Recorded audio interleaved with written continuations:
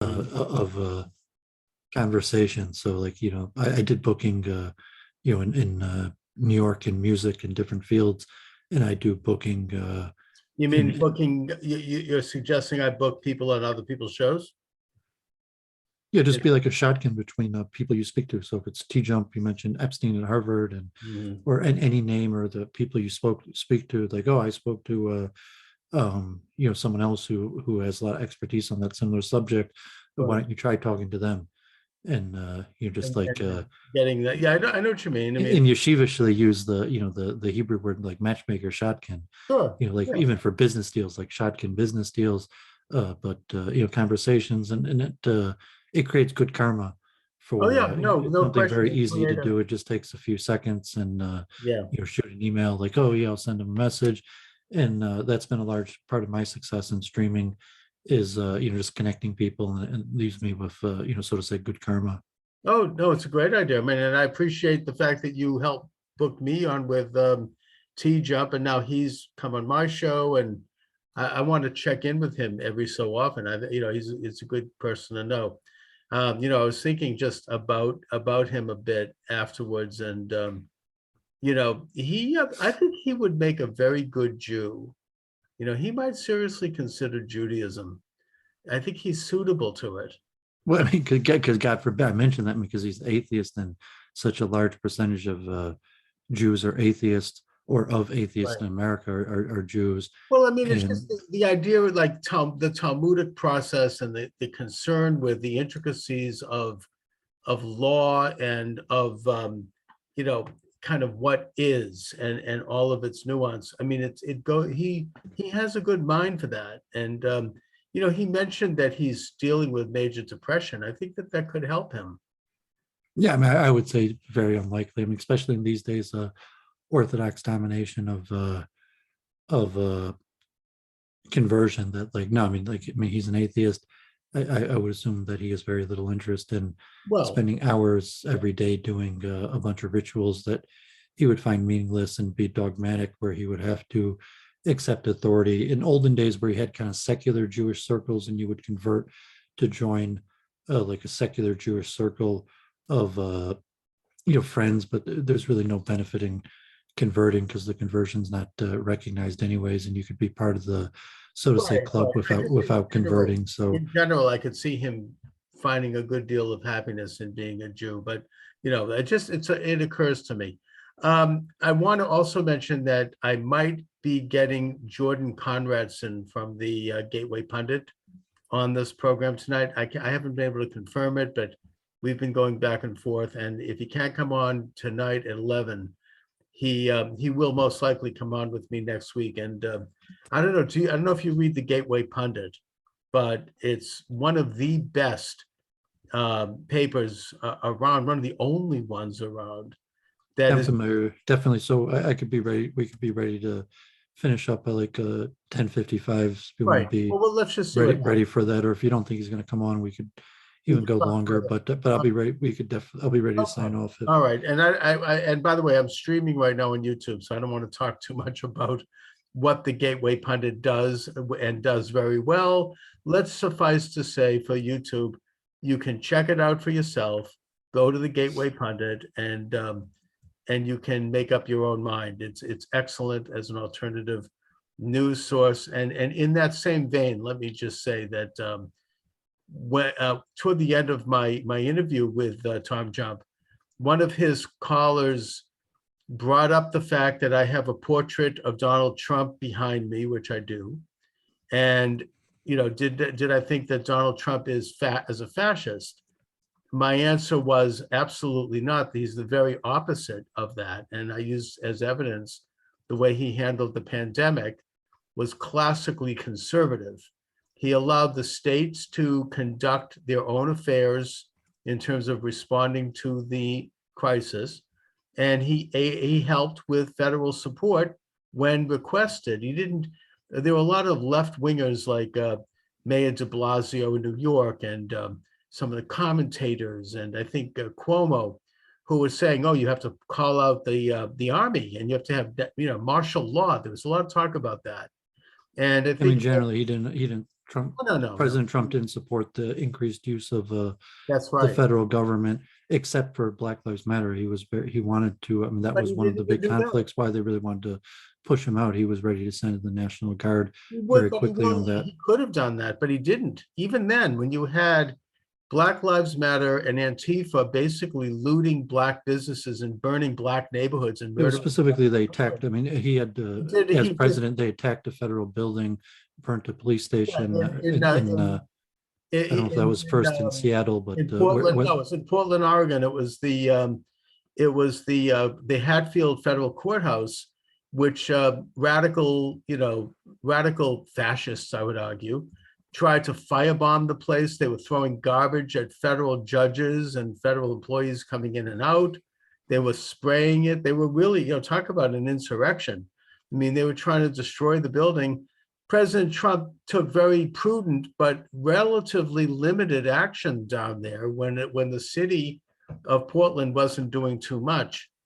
But for the most part, he could have, he chose to basically conduct affairs within the purview of federal authority and not expand the police power of the state at a time when it actually could have been justified. But anyways, when I brought that up, the people that follow Tom Jump said, well, what about the stolen election? Isn't that authoritarian, the attempt to steal the election? Now, I can't get into this because, as I say, David, I'm live streaming on YouTube, which in itself speaks yeah, volumes. we talk about this next week. I mean, We're no not reason going to to even talk mention about it. I just want to mention one little thing here. I'm not going to get into the issue because, again, we're streaming on YouTube and it's verboten. All I'll say is that I would think that someone like Tom Jump and his followers, who really care about evidence and who care about true proofs, they talk at length, prove to me that God exists, show me evidence, that they might, and I said this to them, put aside their ideological blinders and their personal feelings about Donald Trump, and just in the quiet of their own homes, take a look at that issue and make up their own minds. There's plenty of information. And I'm not commenting here because, again, we're live streaming on YouTube on what I think personally happened. And if anybody wants to know, they could go to Rumble, which is my flagship station. I'm not commenting on it. All for you fascists over on YouTube, don't, hopefully you won't take me down because I haven't said anything here. Just what I would suggest is that the American people are smart enough to know what happened. And I think the American people do know what happened. Now let's talk about something else, David. What we talked last week about and I was thinking about this as well. You're not a big fan of Zionism and you're not a big fan of Israel's right to exist as a Jewish state.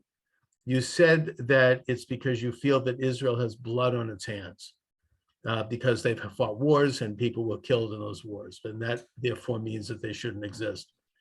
And I want to those aren't the words I used. I mean, you could no, put they're in those not. words. And I'm They're not the trying to words. put words in your mouth, and you can certainly talk about it. But I just want to say that, if your anti-Israel position was based on that you're a Palestinian or that you're an Arab or you're a Muslim, and you believe that in the concept of the Ummah, that somehow Islam has a divine right to Israel, or that because they were Palestinians, they're allegedly first, they have a right to Israel.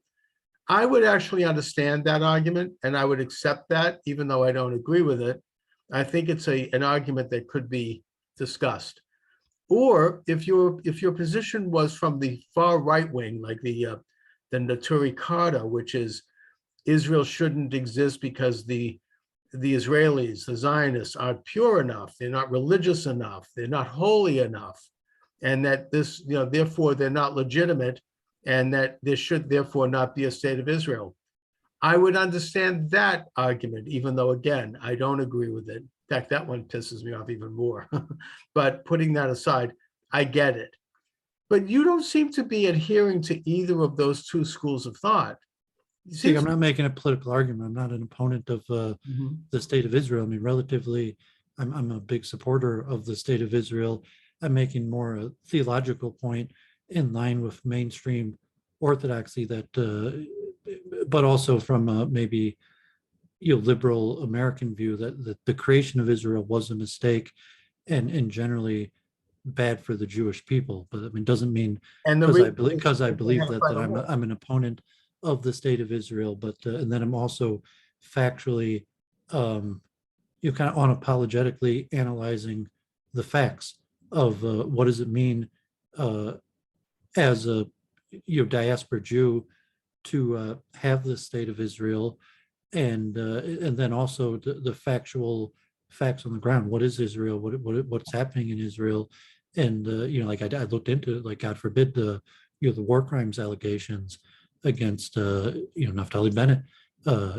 Did he was he involved in a massacre of over 100 innocent civilians, and even Benny Gantz that like the Dutch Supreme Court is going to go to the Dutch Supreme Court whether they could bring the war crime charges against Benny Gantz and even ethno-nationalism. So I'm not saying I'm an opponent of the state of Israel or legally.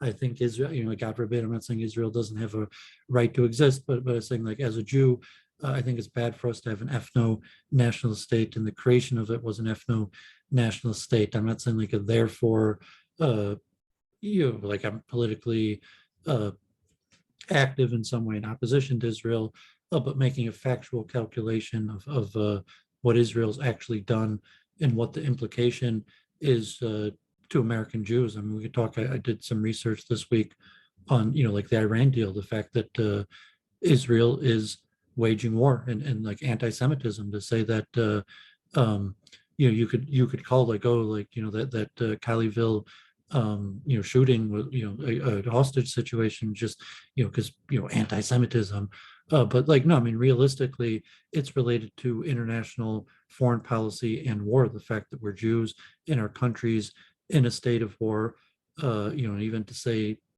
we're bombing, we're doing a concerted bombing effort against Syria now. And I use that we as Jews, like, so I say like, like I said, like, the reluctant warrior, I think is a bad idea.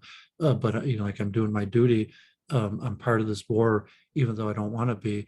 And then like the Iran deal looks like, Europe and is likely to re-enter some sort of agreement with Iran.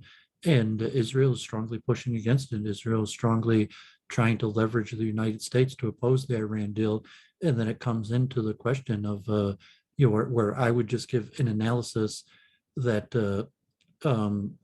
it's probably a bad idea, like that America, it's probably not in America's best interest to, meddle in or get involved with Iran. But as a Jew and for the state of Israel, as opposed to, you're saying like that it's in the best interest of America, to say it's not in the best interest of America, but because it's in the best interest of Israel, therefore, as an American Jew, I should try to pressure our government in order to act in the best interest of Israel. And even anti-Semitism, like I was making the point to, like how differently non-Jews look at anti-Semitism than Jews, and certain like anti-Semitic tropes that basically half of Americans agree with, and like dual loyalty. Almost half of Americans agree that Jews have dual loyalty, and you could argue and say it's not true, it's not true, but at the end of the day, half of Americans believe it.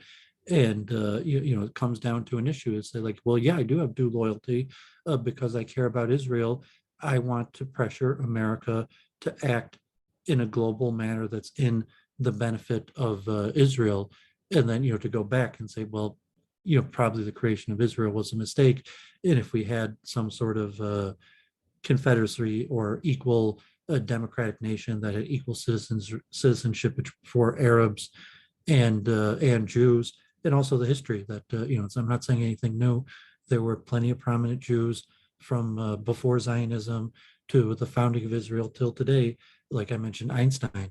That Einstein, did a hell of a lot to help Israel. He toured with Ben Gurion. He might have been one of the biggest hands in helping Israel from someone in America, but he openly opposed the concept of a Jewish state in the sense that he thought Israel should have equal citizenships for Arabs and Jews and no differentiation.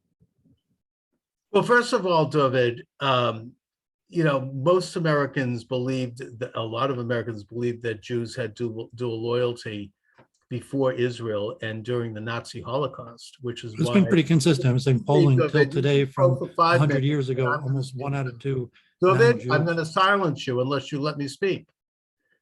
Because you just had 5 minutes.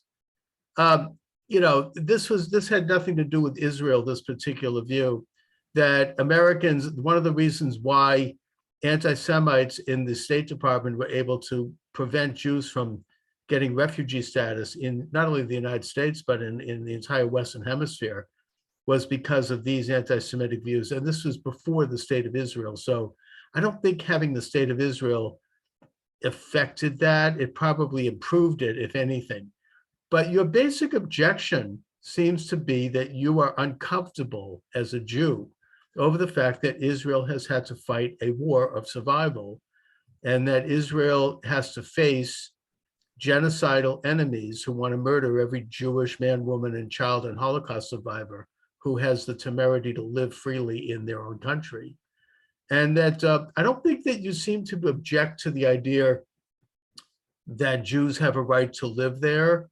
You're uncomfortable with the idea of Jews asserting themselves and declaring their right to have sovereignty there and to become a nation among the nations of the world.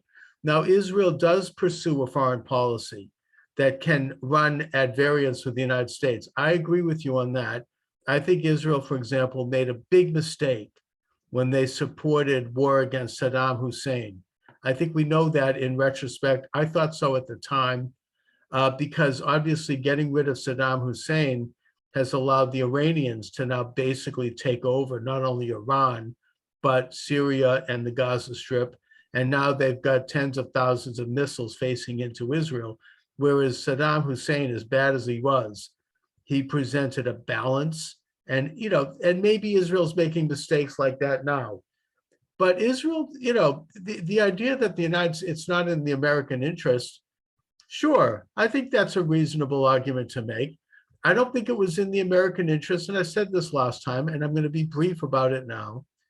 It wasn't viewed as in the American interest to recognize Israel at all in 1948, and much of the establishment in the United States was against it, including Secretary of State George Marshall and Secretary of Defense James Forrestal and the Council on Foreign Relations and all the big, Eastern Seaboard poobahs were against it. And they said so to Truman because they said, look, Israel has nothing. They don't have oil. They don't have money. They don't have, the Jews have just been knocked on their backside due to the Holocaust. Whereas the Arab world and the Islamic world has vast resources. It has oil, it has money, it has, huge populations, and we don't want to alienate them. So don't do it. But Truman went ahead anyways, and he did it. And to my opinion, he was the greatest, when it comes to Israel and Jews, the greatest American president. The only one that even remotely compares is Trump. But putting that aside, he went ahead, and the next day after he recognized Israel, Chaim Weizmann visited him at the White House, presented him with a Torah, and said to him that the Lord God, King of the universe, put you in the womb of your mother so that you would be born to do what you've done. And there wasn't a dry eye in the house. Truman was openly weeping. It was a moment of miracle. It was, a fulfillment of the book of Deuteronomy, that on the year 1948, which corresponds with a Jewish year, the book of Deuteronomy says that this is the time when the children of Israel will once again regather in the land that God showed Abraham and declare their sovereignty. I view this as, you say ethno-nationalist, fine. I would add ethno-religious nationalist. Israel, it's a very complex question. It has, yes, a nationalist idea. Zionism is a nationalist movement, nothing more, nothing less.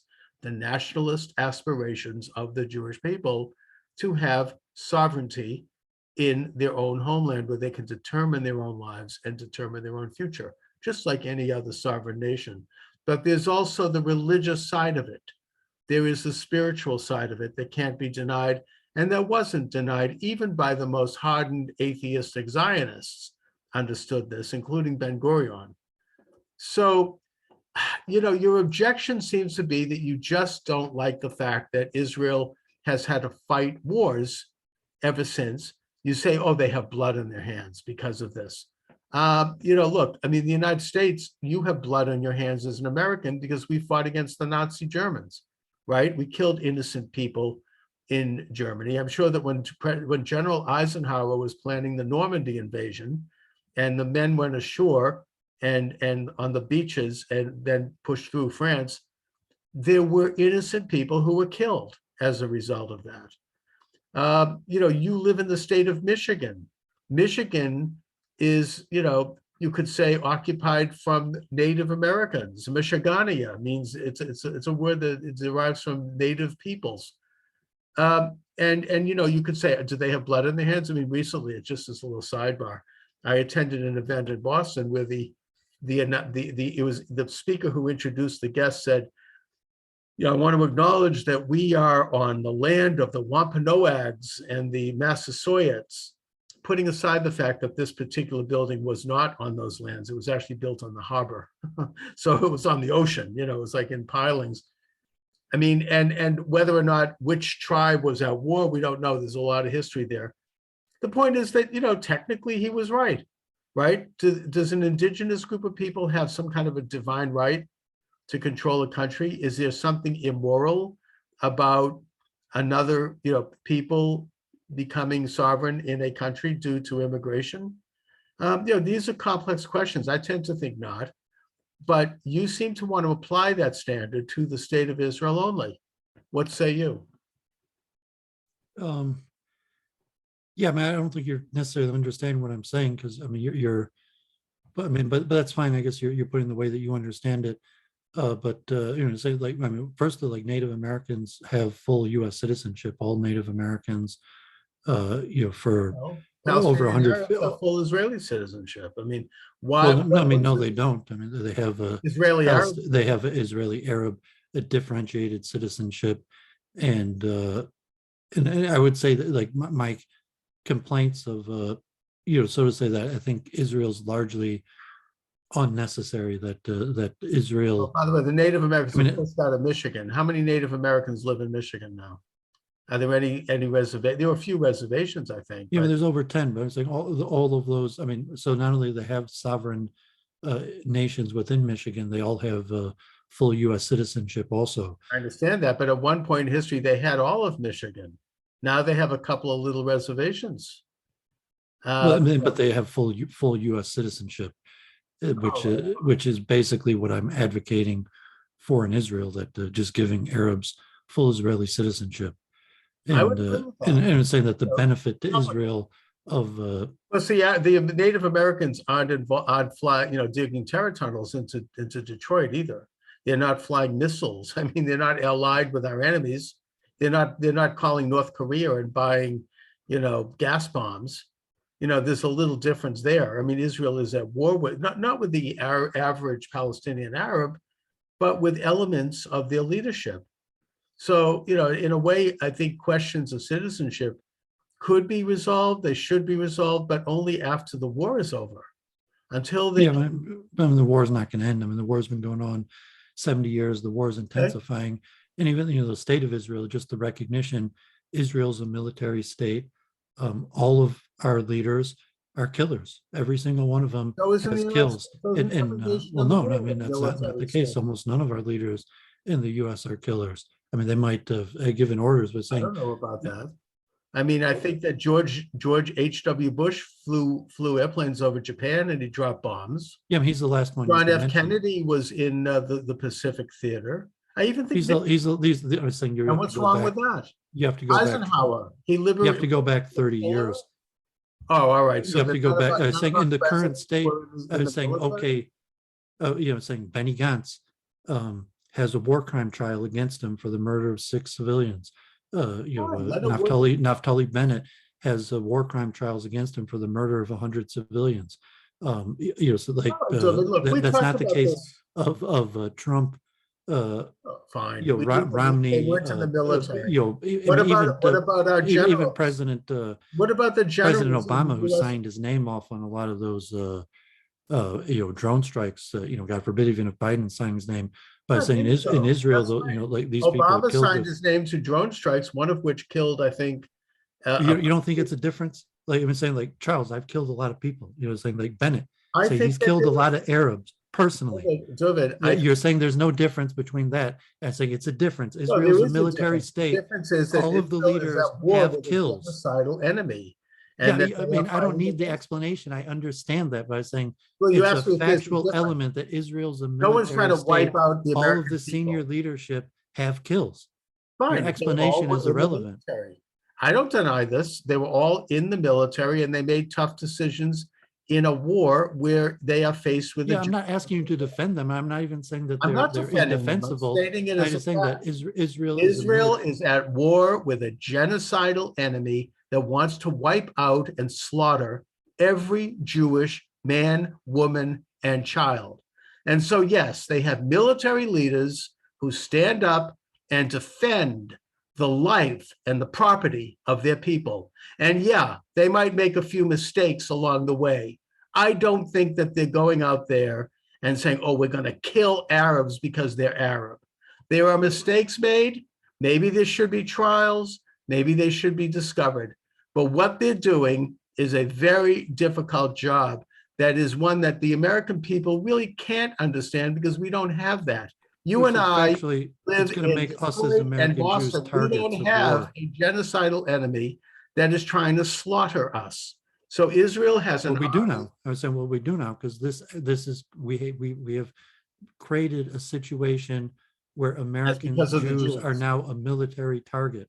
And that's because of Israel. You think that, so then the Nazis slaughtered 6 million Jews before Israel existed. Did the United States, I mean, look, this is, so if there was no Israel, we would somehow be all safe Well, and there still stop. might be anti-Semitism, but we wouldn't be a military target of a global war. We'd be some other kind of target. We Well, I'm were a saying that target there's of a still global war before anti-Semitism and Israel. It was violence. called Nazi Germany. That was a target. We were viewed as a military target by the Nazis. And the rest of the world, including the United States, did nothing about it. They banned Jews from trying to get out of Nazi Germany. And there was no Israel back then. There was no place for Jews to go, by the way. Yeah, so So now you're saying that these people, like our leaders in Israel, they're killing on our behalf. That's why I said they're not we have blood killing. on our They're behalf. fighting a They killed war these of people for me and defense. you. You're No, saying they're not killing you're so you're anybody saying on that our they're behalf. killing people on They our are behalf. defending, just like Eisenhower defended America by killing Nazis. They are fighting. On They're our not, behalf. excuse me. On our behalf. Yeah, on that they have of the American I people, mean, you right? say like, He well, no, defeated our Nazi behalf is rule American Jews. on the behalf of all Americans, Jew and I non-Jew. mean, largely on our behalf is American No, Jews. that was not on behalf of American Jews. It was on, in fact, they didn't do anything about the Nazi Holocaust. It was on behalf of the American people that we fought in World War II. Why, do you think we fought World War II to help Jews? Well, yeah, I mean, that's largely the narrative. I'm saying that there were large reasons, but you know, one of the biggest reasons was to save the Jews. You know, David, I'm sorry, but you sound worse than some anti-Semitic conspiracy theorist I'm here. anti-Semitic. I'm just saying we fought No, to I'm save the saying you Jews, and I'm sound anti-Semitic. worse. God That forbid, my to grandfather suggest, killed Germans to save Jews, and I'm anti-Semitic. What's no, wrong with I'm you? suggesting My that by grandfather killed engaging in these Germans kinds to of save conspiracy, Jews, and you're calling me he anti-Semitic. killed Germans because he was an American No, fighting yeah, in he Nazi did it to Germany. save Jews.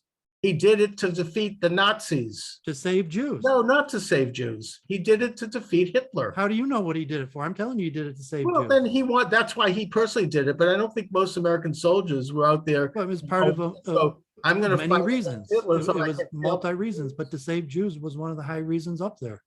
Actually, I don't actually think it was, because I don't think Roosevelt gave two craps about the Jews and didn't even mention wouldn't even utter the word Jew until the final weeks of the war. Putting that aside, we fought against Nazi Germany. Did we fight against, I mean, we fought all of our wars for different reasons. It's a very complex question. you're kind of introducing the idea that there's some kind of a Jewish thing going on here and a conspiracy to push nations into wars. That's what I mean by anti-Semitic conspiracy theories. I'm not saying you're These are anti-Semitic. factual. I'm saying Homeland Security is saying that it's factual that there are hundreds of millions of people that look at American Jews as military targets because of the current state of Israel's wars. So I mean, that's just factual. So you could say that I'm not an anti-Semite for saying fact. You could ask Homeland Security. You could ask the FBI. And what I would suggest is that saying, why is it that American Jews are over the target of like 50% of attacks, and saying like it's listed, like check the Homeland Security FBI page. It's related to large spread anti-Israel sentiment in global wars. Very simplistic, because before Israel existed in 1948, 6 million Jews were attacked as military targets in Europe, and the United States was complicit in that. They weren't helping the Jews when they turned back Jews who were trying to get here. And when they banned Jews from leaving Nazi Germany, they didn't care about the Jews. They were willing to sacrifice the Jews. So they did also view the Jews as a military target, and there was no Israel. I want to get off this merry-go-round right now, David, because we've already gone over this twice. The American Jews and the world Jewry is facing these kinds of threats, regardless of whether or not there is a state of Israel. I would suggest that the very fact that there's a state of Israel is at least something that gives us a place to go, if in fact these kind of attacks do reach a level where we are threatened to that degree. Hopefully that'll never happen in this country or anywhere else. And that Israel has, Israel has nothing to apologize for defending the rights and the sovereignty of its own people. Now, the fact that these particular Jewish political leaders were in the army at one point and they might have committed atrocities, fine. Let there be a trial and let's find out if they did. What I would suggest is that if they did, they were not conducting their affairs in accord with general rules of the IDF. And you've admitted this last time, that in the case of Bennett, he actually went against the IDF protocols when he attacked that camp. And, it's the IDF, I would suggest, has a very good record under the circumstances, a better record than the United States has and most other countries when it comes to rules of engagement in war. They try to avoid the deaths of innocent people when possible, and when they are dealing with a legitimate military target that is trying to kill them. And when I say legitimate military target, I'm not talking about the Arab people. That's not how Jews view this in Israel. They view a legitimate military target as a person or a group of specific people who are firing missiles, or who are going through a terror tunnel, or who are engaging in military action. And in the course of confronting that legitimate military target, they try to avoid, and they have a very good record of avoiding, the deaths of innocent people as collateral damage. So I don't think Israel, mistakes are made in war, of course, but I honestly think that in whole, Israel's record in that regard is very good. And we talked about Bennett's situation last time. You told me that the Israeli Supreme Court has exonerated him. The Israeli Supreme Court has a pretty good record. They never brought charges against him. They have a pretty good record of being pretty objective. They're not particularly conservative, frankly, and they have looked at facts. Should he go to like an international court? Maybe. I mean, I'm not a big fan of international courts for anybody, because if we have international courts, we probably have executed many Americans. Probably Obama would have had to face it. But putting that aside, I don't think that, that this is a situation where the IDF was deliberately saying, "Oh, there's some innocent people, let's go kill them." It was in the heat of war that mistakes were made. And the bigger question, if we want to stop the deaths of whether it be innocent Arabs in a village, or whether it be innocent Israelis at a pizza parlor in Tel Aviv who ended up being all murdered, the answer to that is how to end the friggin' war, not how to argue about the terrible atrocities on both sides that occur in the war. It reminds me of the Paris Peace Conference ending the Vietnam War. They sat around a table for a year arguing about whether or not the table should be round or should it be square, where people should sit. End the frickin' war, stop the killing. Never mind the size of the table. Both sides have to come to the table and figure out how to stop the carnage on both sides, rather than pointing these kinds of fingers and saying, oh, well, you killed this and you killed that. That's the issue here. And in that regard, I think Israel has extended the olive branch of peace, and they always have. Yeah, I mean, that wasn't my read. Like when you were talking about David Friedman, I watched some interviews and the Mideast peace deals. That wasn't my read of what's going on. And it's saying that we don't plan on ending the war. We plan on escalating it, and we plan on winning the war, and increasing the use of violence. And who said this? Well, I mean, this just kind of basic Israeli strategy, just reading Israeli papers, saying the talk in Israel right now is your basic unilateral military action against Iran, and most of the deals, saying we've been stepping up our bombings. Why would they want to have a military action against Iran if Iran wasn't building nuclear bombs that they plan to drop on Israel? Well, I'm saying that's at least the explanation is that Iran is, and I think they are. Well, I'm saying that the factually, one of the leaders of Iran, the Hojatollah Islam Hashemi Rafsanjani, has openly stated that they intend to bomb Tel Aviv, and that if Israel strikes them back, they don't care, because Israel could be wiped out and they have so many millions of people that it doesn't matter. Plus, they'll all go to paradise anyways. And so if you factually say that, I mean, just Israel and Iran are at war. And when he says that, I believe it. I think I'm saying that Israel and Iran are at war. At war because Iran is the aggressor. Israel doesn't have any interest in being at war with Iran. That's your interpretation, but saying the fact is we're at war. What do you think? Israel, they want to conquer Iran? I mean, Iran wants to conquer Israel. They want to destroy Israel because I'm not going to bring up the anti-Semitism word, but let's just say that maybe from a religious standpoint, they cannot tolerate the idea of a non-Islamic, let alone Jewish state in that country. And therefore their ideology and their rather, I would suggest, unusual and not mainstream view of their religion requires that they do this. And that's why I look at more just in terms of strategy absent of moral judgment, but saying just factually we are at war. Well, I think it's not moral. But why would it be? So do you think Israel wants to have aggression against Iran because they want to, they have something against? I'm not really, I don't know people's motives. I mean, it's not, yes, you I'm do. not speculating on yes, people's. You do. Israel has no designs on Iranian sovereignty in Iran. They're not trying to expand. Iran, well, not in that sense, but in any sense. But I mean, it's basically related to Palestine, Israel. That's why they took over Iraq and Syria. That's why they have Hezbollah on the border in Lebanon. That's not their country. They are doing that because it's not just Israel. They view this Islamic concept of Ummah. They want to subdue much of the world. And Israel has no. I mean, you could do your best to try to understand their motives, but saying the fact is we're at war. It's not their motives, it's their statements, which I believe them. Just like I believed the statements in Mein Kampf that nobody paid any attention to.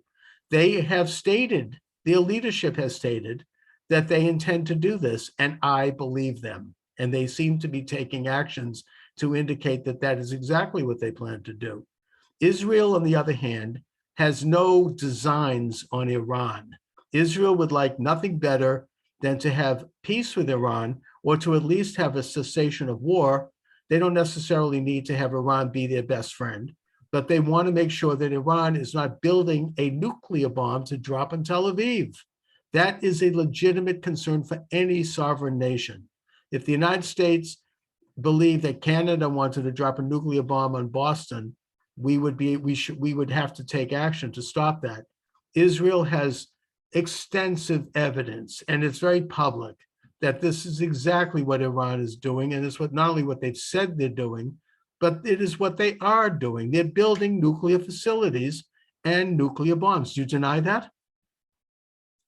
I'm not sure if they're building nuclear I'm bombs, not but I sure. mean, we don't have that We information. have a I'm saying, lot. Yes, we I mean, I do. know that we are at war, and I mean, like They are at war with Israel, and yes, we do have that information. That is public information. Even the Atomic Energy, the IAI, has said this. They have the Natanz base. Yes, they are yeah, I building. mean, but nuclear generally the bombs. U.S. and Europe are disagreeing, and that's why they're going to re-enter some sort of agreement. And you know, so you go with the No, I don't Israeli think there's any you could go with the Israeli The intelligence question is, can we and saying, stop Iran I from? don't know. I mean, so I know what the Israel's So, reporting, I know what I Europe don't and the need, I US don't, is let's reporting. move on here. I'll let the listeners decide whether or not Iran is building nuclear bombs, okay? I think that everybody knows this. The Europeans don't deny this. They just think that maybe Iran could work out a deal where they won't build them so fast. But I don't think there's any question, even amongst, Israel's enemies. I mean, Saudi Arabia, I mean, the UN, that Iran is building nuclear bombs. They are building nuclear bombs, and they've said that they're planning on using them. So Israel has a problem, and that they are maybe not going about it the right way, but they have a right, as any sovereign nation does, to defend their country Yeah, against. according to the Israeli papers, I mean, basically the pressure is, you know, Bennett was talking tough, and he basically doesn't have any back in the U.S. and Not it's anymore. Now that and Trump the has been balls in removed his from court office. to do unilateral Yeah, action. now that So Trump is no longer in office, and again, let's be careful here. When Trump was in office, there was major moves toward peace in the Middle East, yeah, I right? mean, we killed Solomon. I mean, we killed their general. Exactly, and right, and we were not only that, but we were not only defeating those who who have real blood on their hands, hundreds of murders on the part of Soleimani with both Israelis and Americans, but we also had movements that resulted in peace agreements between Israel and 7 Arab and Muslim nations, movements of their embassies to Jerusalem, normalization of relationships, actually good relationships. This was all occurring, and Iran was, I think, not only isolated in terms of the boycott, but I believe that we can only speak in hindsight, but had Trump been allowed to continue in office, I don't want to get there, but let's just say if we were in his second term, there would have been movements toward some sort of a peaceable arrangement with Iran, maybe. And I mean, God forbid. I mean, Lapid is. I mean, it's Israel that's becoming isolated. And even Lapid himself said that this is the year that Israel is likely to be the most isolated it's ever been. yeah, And for the movement. thanks to this present regime in the United States. Well, that's not. I mean, I'm saying this is what Lapid, you know, likely the next prime minister Yeah, of and he's Israel, is saying observing what's happened since he's not Trump blaming the has U.S. I mean, he's just saying factually that Israel is going to become more and more isolated, and this will probably be the worst year for international diplomacy. Good. I hope not, but I think that it is partially because of the disastrous situation that has resulted from this present government, not only for Israel and the Middle East, but for countries like Ukraine and Well, I mean, Pelosi's there right now Taiwan and supporting much of the rest of the Israeli. world. I mean, Pelosi was in the Knesset right now supporting the Israeli military, basically. Yeah, but the president, Basically saying everything Trump said. So, I mean, fact is, yeah, but the Pelosi is there president of right the now, United States mirroring is almost the not. exact same thing Trump said Well, yeah, militarily. but she's not president. And the president of the United States and all the people around him, these pencil-necked idiots, are not saying that. And the world is a lot more unstable now. Well, we're withdrawing from Not the Middle only in East. Israel, but also, again, Russia, Well, China. you're saying, you just contradict what you're saying earlier. They're saying that America's not using its force It's not. to influence in the Middle East and to wage war on behalf of Israel.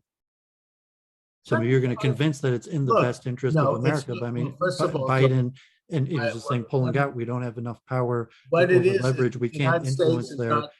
is not exercising its interest in the world on behalf of all freedom-loving nations, including Ukraine and Taiwan. If I'm pointing out that the world is a lot more unstable right now because we've gone back to this kind of a Oh, it's policy. power we don't have, probably. I'm saying, like, you just, Well, you under mean, you Trump, we wish that did the have. US had influence and No, power to I wait think to under exert, Trump, we that did we have. just don't have that kind of Yes, power. we do have that kind of power. We did Yeah, under in Trump. your dreams, in Well, your Donald J. imagination. Trump and the Trump administration, you didn't have Russia amassing troops on the border of Ukraine and driving American Navy out of the Black Sea. You didn't have China threatening Taiwan and flying sorties over their territory, and North Korea firing missiles into the Sea of Japan. Under Trump, you I had, think you yeah, did. wait a minute, I think all those things happened equally I'm under Trump. not done yet. Under Trump, you had peace between Israel and 7 Arab and Islamic countries, and you had a peace plan that I think would have brought the Palestinian Arabs to the peace table in maybe the first or second year of his second administration, because we were operating from a position of strength. We were operating economically from a position of strength by engaging in tariff policy and protection policy for American labor and industry against China. We were standing up to China, and China was respecting that, as was Russia, as was the Middle East, as was Iran. Now you have instability, not because we're weak, but because we have weak and feckless leadership now. And they know it. They saw what happened in Afghanistan. And that's why you have all of this military instability around the world. Because the United States, you're right, technically, we are not conducting ourselves from a position of strength, but it's not because we don't have Well, I mean, more likely, I mean, God forbid, it's I mean, because we we're on don't have YouTube, but leadership because strength. China or whoever effectively waged biological warfare against us, and it worked. That's another question. Let's not go I'm there. saying that's why we're weak Let's right not now, go is there. because Let's not go we there have been because successfully we're taken streaming down live on YouTube. by I want to be biological careful. warfare. I don't want to lose my station. Let's not comment on that, okay? Okay, I mean, we talk about it We- next week, but I was We'll saying that's talk the about it when we're likely back. reason why we've been weakened. I'm going live on because YouTube right now. Next week we'll go back. Rumble is my flagship station. If anybody on YouTube wants to hear the program uncensored, they can go to Rumble, but let's we not mention that next week, but I was saying that's the likely what happened let's in my not comment interpretation. on that issue, David. This is YouTube, which of course, the fact that we can't comment on it on YouTube speaks volumes about, frankly, the actual nature of the present government, okay? Let's leave it at that. Let's move on to other subjects. So there were a few I mean, I saw an interesting interpretation, and I kind of agree. I played in this international chess tournament actually on behalf of Israel. I played for Israel, and like a lot of Russians, and is it like a fake? They're trying to create a fake victory for Biden. What's really going on in the Ukraine? Is there really going to be an invasion? Are they hyping it up so that when nothing happens, they could claim victory for Biden? And even Israel, like Israel is. So there's two things. Like Israel, like diplomatically, is trying to get to even make room for up to 75,000 Jews in Ukraine to come to Israel, but there's 15,000 Israelis currently in Ukraine. But like as of now, even though the Israeli government has issued like extreme warnings that they should leave Ukraine, I think only like 150 Israelis left Ukraine. So like of the 15,000 Israeli citizens in Ukraine right now, like less than 2% of them actually believe that there's going to be a war. So like, the question, why all this hype? Is it, to be a fake, some sort of fake, like the State of the Union, so Biden could claim that he scared Putin out of an invasion, or God forbid, it's very unclear. Also, the Israel angle that Israel, I guess, had veto power because so I mean, we as Israel co-developed the Iron Dome technology, and the U.S. wanted to give Ukraine Iron Dome, but Russia, like due to fragile ties with Russia, that Israel used its veto power in the U.S. to say that not to give the Iron Dome to the Ukraine. And I've been speaking to these Israelis claiming that basically, kind of the anti-Semitism in America, and even is actually being orchestrated out of Russia to weaken America. So it's very unclear. It's hard to know what's actually going on. And I just wanted to mention, if you didn't hear, God forbid this, I think he's a Democrat, I assume, this guy Greenberg in Louisville who was Right. shot at. So I saw in the news Right. today, BLM Black support. Lives Matter released him on bail. So this guy who shot, and If that had it's been a unclear whether he was conservative, we trying to would never heard assassinate the end of it. this Jewish candidate, and may have had nothing to do with Right. anti-Semitism, or who knows. But he's out on bail now, and in New York now, Eric Adams now as mayor is trying to get the bail reform, uh, uh, He's trying to get rid of it. yeah, and the Democrats went against him, so he hasn't been able. So Hmm. this case of the shooter is normal. He was bailed out at $100,000. So someone on murder being bailed out isn't necessary. It doesn't have anything to do with like catch and release, like in New York, that Eric Adams. But Black Lives Matter, the organization itself, put up the $100,000 to release on bail this guy. I think Brown is his name, who shot at this Right. mayor candidate. So it's tough to know. I'm not sure if you think what's happening in Ukraine is some sort of like orchestrated media op to give Biden a victory, or you think that Russia really might invade, and what to make out of this Black Lives Matter bailing out the shooter. I mean, look, I'm not going to really know it. None of us know exactly the inner workings of what's going on in Ukraine, but I can still express at least somewhat of an opinion based upon what I'm reading. I think that Ukraine had an elected president, Yanukovych, who was toppled basically in a coup d'etat in 2014. Now, they say, oh, he was bad, he was corrupt. Well, fine. But the point is, he was elected and he was the legitimate head of state. And he was generally tilting in the direction of Russia.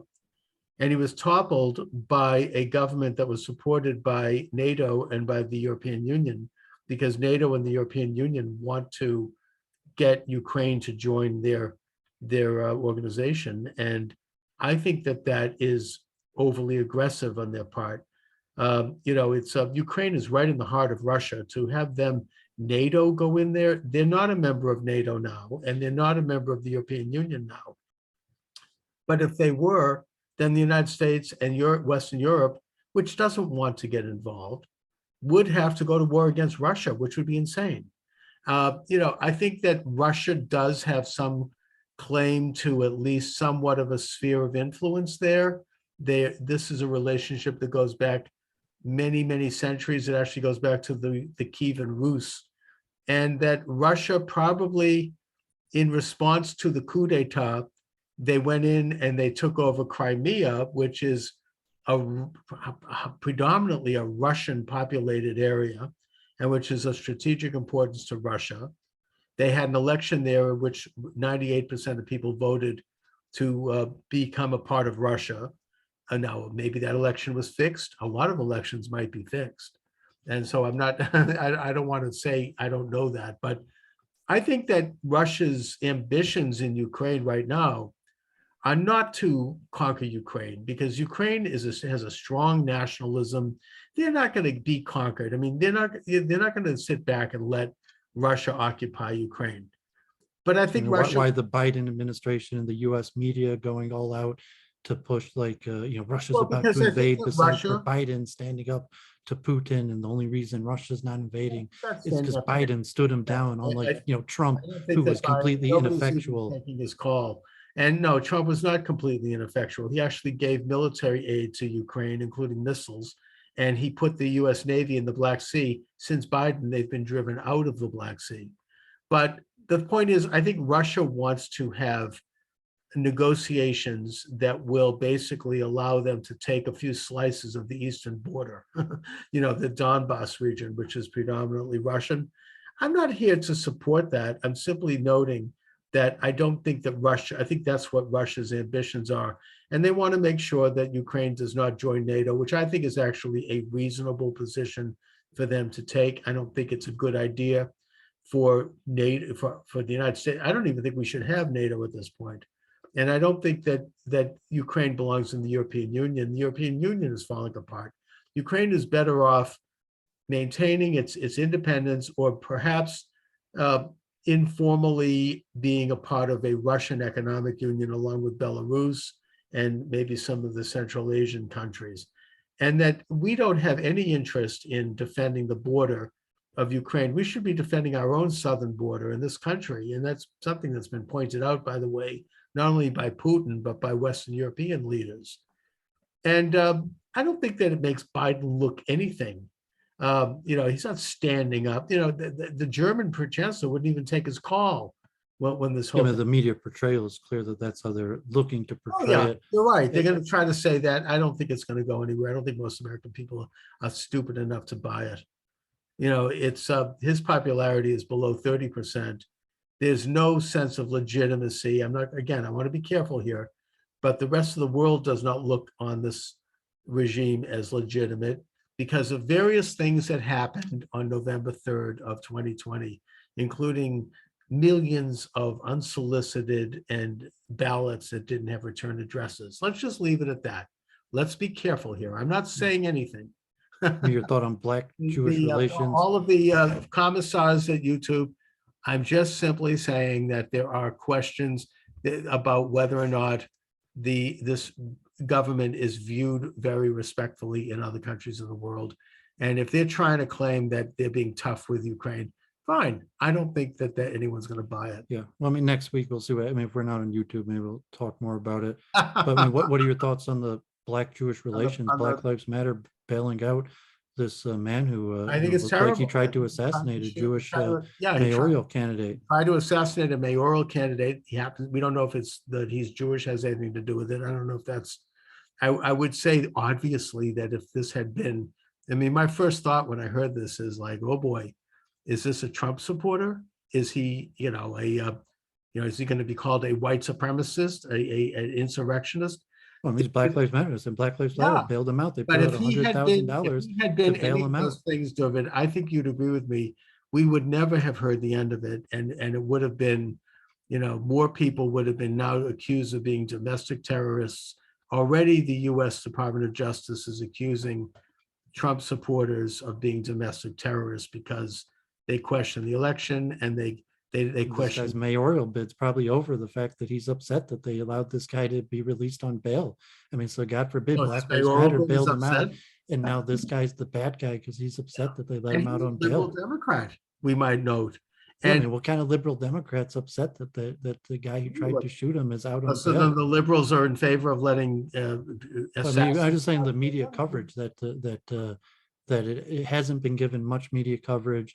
And he released a statement like, what the hell's going on that they let this guy out on bail, and the media hasn't really covered it, and it could be he's going to lose now. Well, the media hasn't. Look, this. I mean, again, I want to be careful here, but let me just. Well, I'm talking Black Jewish American relations. Of this guy, this black man, part of Black Lives Matter. Probably tried to kill the Jewish mayoral candidate, and a lot of the organization bailed him out. And I get it. A lot of these same Jewish organizations have gigantic Black Lives Matter flags hanging from their buildings. But look, I mean, this is, this is proof that the media in this country is not all that free anymore. I would argue that it's almost like Russia in terms of its open ideological bent. I will mention that there is a major story right now that is breaking. I'm not going to discuss the details. Let's just say it has to do with the Hillary Clinton campaign and events that they were involved in, both before the election of 2016 and after the election of 2016, that would basically be, by any objective standards, a major, major scandal. Perhaps one of the biggest political scandals since Teapot Dome. I mean, this is huge, but you're not going to hear the major media talk about it. I'm not going to talk about it right now because maybe this is on the list of YouTube forbidden topics. Maybe this is against community standards. But I will just say that anybody watching this program on YouTube, do a little digging and you will find out what is going on with the special prosecutor Durham and the report that he just issued. And I think that the media is selecting, it's like Pravda now. They probably are figuring let's not cover the situation in Louisville because this guy can't be called a white supremacist, obviously, because he's black. Not that that would stop them. I mean, they called Larry Elder a white supremacist when he was running for governor of California in that special election, and he's black. So, they will still do that. But I think in this case, because it didn't fit the narrative, they are not covering it. Is your And guest showing up? no, I think that that's going to be next week. Anyway, yeah, so we'll continue and maybe wrap it up. So yeah, maybe also mention. If you are showing up, by the way, I would shut off YouTube. All right, putting that aside. Okay, so yeah, I mean they there was a lot of pressure. They cleared out the bridge blockade in Detroit, Windsor, and the ironic piece of trivia that Windsor is actually north of Detroit. The Sure. geography of the river that I thought it was Winds- south of Detroit. I mean, yeah, I mean south of Detroit. Oh, yeah. That ironically, Detroit is north of Windsor. Sure. Windsor kind of like sticks out into the river. So then they've But- cleared the bridge. Well, yeah, I mean, it went on for almost a week, and there was a lot of pressure from the U.S. Even Governor Whitmer came up, and and the Canadian police were pretty slow about it. Like Friday, they were already had the court order, and it took them till Sunday, and it was pretty nonviolent. The police seemed pretty reluctant to do it, and but now there weren't even that many protesters. So I mean, they got the trucks out, and it was really cold. It was like the bridge over the water. It was even like 10 degrees below Fahrenheit. Saturday night, but there were still like 40 protesters. And then Sunday morning, they arrested a few dozen people, and so the bridge is now open. And I guess the Prime Minister Trudeau is using special authority to crack down in possibly in Ottawa. And I mean, you could look at this like a globalist pressure, because you saw that, just seeing, I was watching the live stream of the standoff between the Canadian police and the protesters, that Canada was really slow to, use the police force to crack down on the protesters. And there was a lot more pressure from the US side. And now Trudeau has came out and basically saying he's going to use the full power of the state and military to crack down on the protesters, but it hasn't happened yet. And so it's probably more global pressures, like shut down the border, shut down the global supply chain, which is more, I mean, God forbid, it hurts everybody economically, but it's more a shot to globalism. And so it'll be interesting to see what happens. And who knows, they could really, that like shutting the bridge down is not that difficult. They've shut the bridge down, even to liberal Jews in the US over things completely unrelated to like Poor People's Campaign or Right. DACA protest. Like they've shut, like it doesn't take more than a few dozen people to shut the bridge down, and it could be be continuing it. So it'd be interesting to see what happens. I'm not sure. I thought I'd throw that in, just because it's right here in Detroit, and Windsor very, very rarely is the center of international news. No, Canada is usually the people of Canada are very kind of like get along type generally. I mean, they're not known to be too revolutionary, and yet I think what's happened there is a genuine workers not rebellion, but a movement on the part of workers. It's spreading around the world. You have a huge turnout of people in Canberra, in Australia. In Israel, they had even it's going to Israel. It's in Paris. They're taking out the Yellow Jackets, and they're starting to take out tear gas and bring out troops and tanks in the streets of Paris. And I think that it's a movement around the world. It is not a right-wing movement. It's actually, I mean, this is the fact that Trudeau says these people are white supremacists. That's just a lie. No one believes that. And the results of this are positive in that they are simply saying that the pandemic is over and it's time to stop the mandates. It's time to stop the masks, especially on children, the coercion over the vaccines, And again, I'm not commenting on whether or not it's a good idea to have vaccines. I've had the vaccines. All of this stuff, because there's an understanding that when government assumes those kinds of powers, they are not going to relinquish them voluntarily, and they're not. We have to take those powers back, and we have to never let that happen again. If there's another pandemic in the future, God forbid, and if there's this infectious disease, take precautions. Improve. We can improve our health for one thing. We can improve our immune system. We could lose weight and get healthier, and maybe have alternative medicines. I'm not going to mention the names of those. Yeah, we should really, I mean, next week maybe off of But the YouTube point and is that just the idea examine of like what locking if this everything was down is biological not going to happen warfare? again, especially now that Johns Hopkins University's Krieger Institute has issued a report saying that, and by the way, it was not covered by the media again, that the lockdowns did not do anything to reduce the spread. And you have Sweden that did none of it. And their contagions were no worse or no better, actually a little better, than countries that did full lockdown. So I think that eventually we're going to get to the truth of the efficacy of these government programs, and what they were about and why they were implemented, and how we can protect ourselves as citizens from these viruses in the future, whether or not they're biological weapons or they're natural. That's another question I'm not getting into. The fact is they are real, and that we need to do something to help improve our health.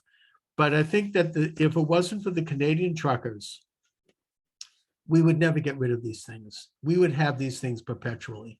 And we are now getting rid of them because, we have freedom in this country, and the politicians respond to people, and that they can see the polls, that most people, liberal and conservative, Democrat and Republican, are tired of the mandates. They're against them, and they want them stopped. So now we have Massachusetts, one of the most liberal states in the country, ending most of these mandates by the end of this month. I think the same thing is true in New York. I don't know about Michigan, but the point is that it's because of the truckers. This wouldn't be happening if it wasn't for the truckers, because they are supported overwhelmingly. And I say thank God for those truckers in Canada. I've never been prouder of Canada. Yeah, Canada Ralph just showed up in the chat from London, just woke up there. Yeah. What are they saying? They just said morning in the chat. I guess it's he just woke By the up way, in London. You can chat with me on Rumble. You just go to rumble.com, Moskowitz. You'll see the program live. And you can even, we're going to end it soon, but you can call in. This is a live program. The program will be podcasted on all of my podcast sites, including iTunes and Spotify. But right now, if you're listening live, you can call in at 617-396-4958. That number again is 617-396-4958. We will take your calls. Please stay within the standards of community considerations if you're going to call, but you are welcome to call. So anyway, David, but yeah, as far as this guy in Louisville, I guess that, because he's Black Lives Matter. And by the way, Black Lives Matter is having a big scandal, which we can't talk about on YouTube. And their nonprofit status has been suspended in California. They can't accept donations because nobody's quite sure where the money is going. I don't think it's going to help Black people. Other than the people who are running it, who might be Black, they might not be. I don't know, but they had $100,000 to bail this guy out. There's a separate fund, a separate bail fund. They've got tons of money because people they've been getting money from both municipalities and people over the past many years. I think it's a very questionable operation. And now the Attorney General in California is starting to look at the books and is scratching his head and saying, who's getting what here? It's a scandal. I don't want to get into it again because this might be a hot button for YouTube.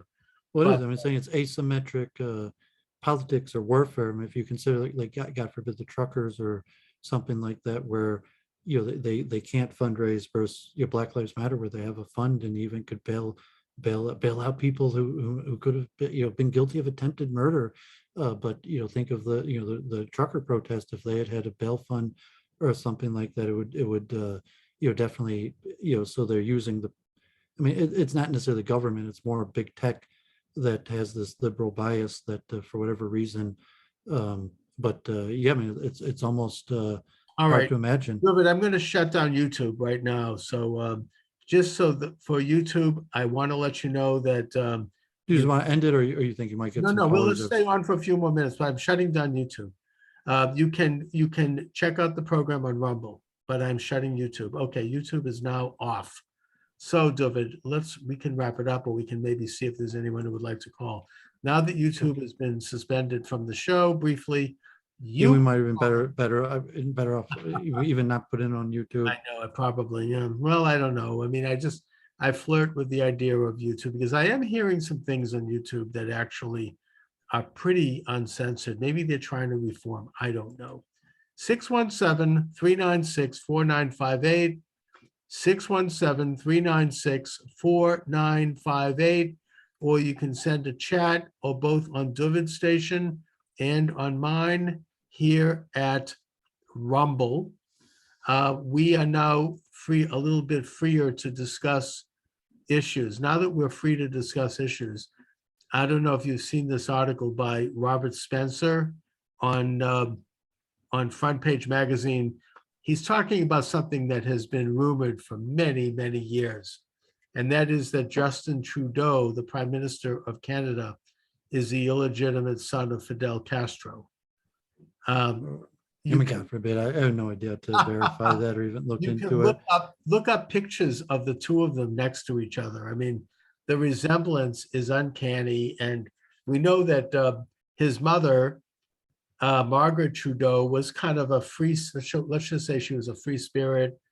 It's no secret that she had had sex with a lot of different people, including Mick Jagger, in the 1970s, and that they had kind of an open marriage, and they were visiting Castro in Havana, and that she probably had an affair with him, and that it's very possible. He's God certainly, forbid. Yeah, I mean, it doesn't even interest me to look well, it's into, but interesting because he's behaving like Castro now.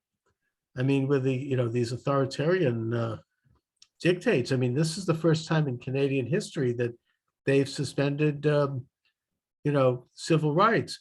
And Elon Musk had, I saw that in the Jewish paper, Elon Musk, did like a Hitler tweet, good for and him. now the Jewish AJC, Jewish papers are demanding that Elon Musk apologize for comparing Trudeau to Hitler. Trudeau to Hitler, Why? I mean, did and they he did they removed the complain tweet. all those years when Trump was compared to Hitler? I wonder if the AJC said anything about that. I mean, we had in Boston Steve Grossman, who was the state treasurer, who's also a leader of the Jewish community in the state and who was a major involved with the CJP. He published a column in the Boston Globe with details comparing Donald Trump to Hitler.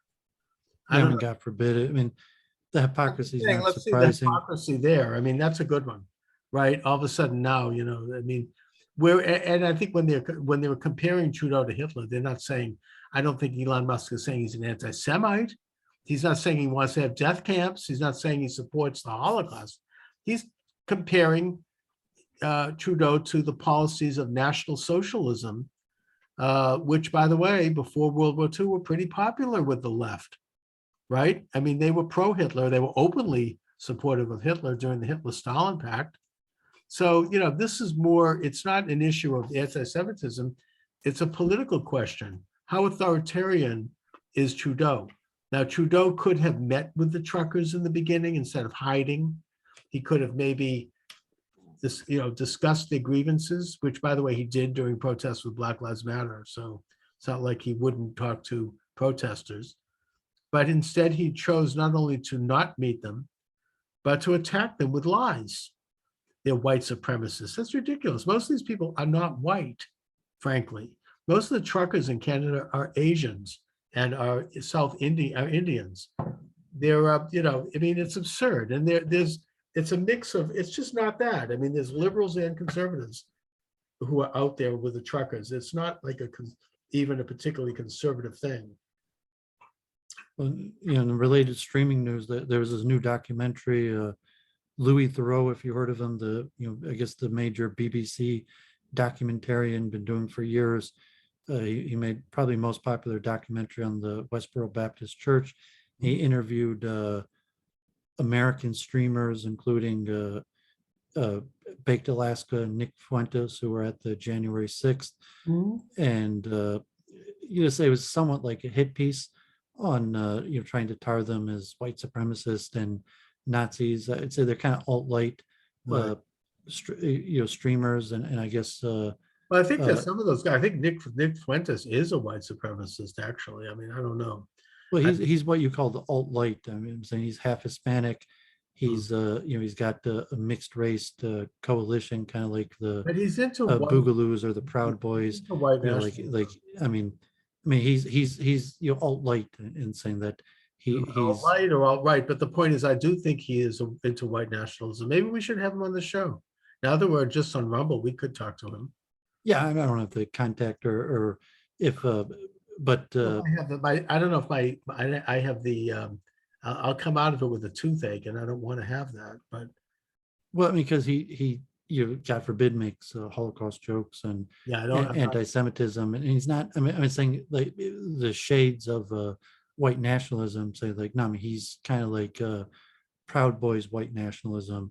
You know, since he's I got don't think the Proud Boys, by the way, are white nationalists. Most of those guys are not white. I don't know if you know that, but I mean, the well, head of of the Proud Boys is yeah, black. but I was saying that They're the not into Nick white. Fuentes and American First is probably Nick relative Fuentes, like yeah. white nationalists to the Proud Boys, and saying they have a multicultural coalition. He himself is half Hispanic.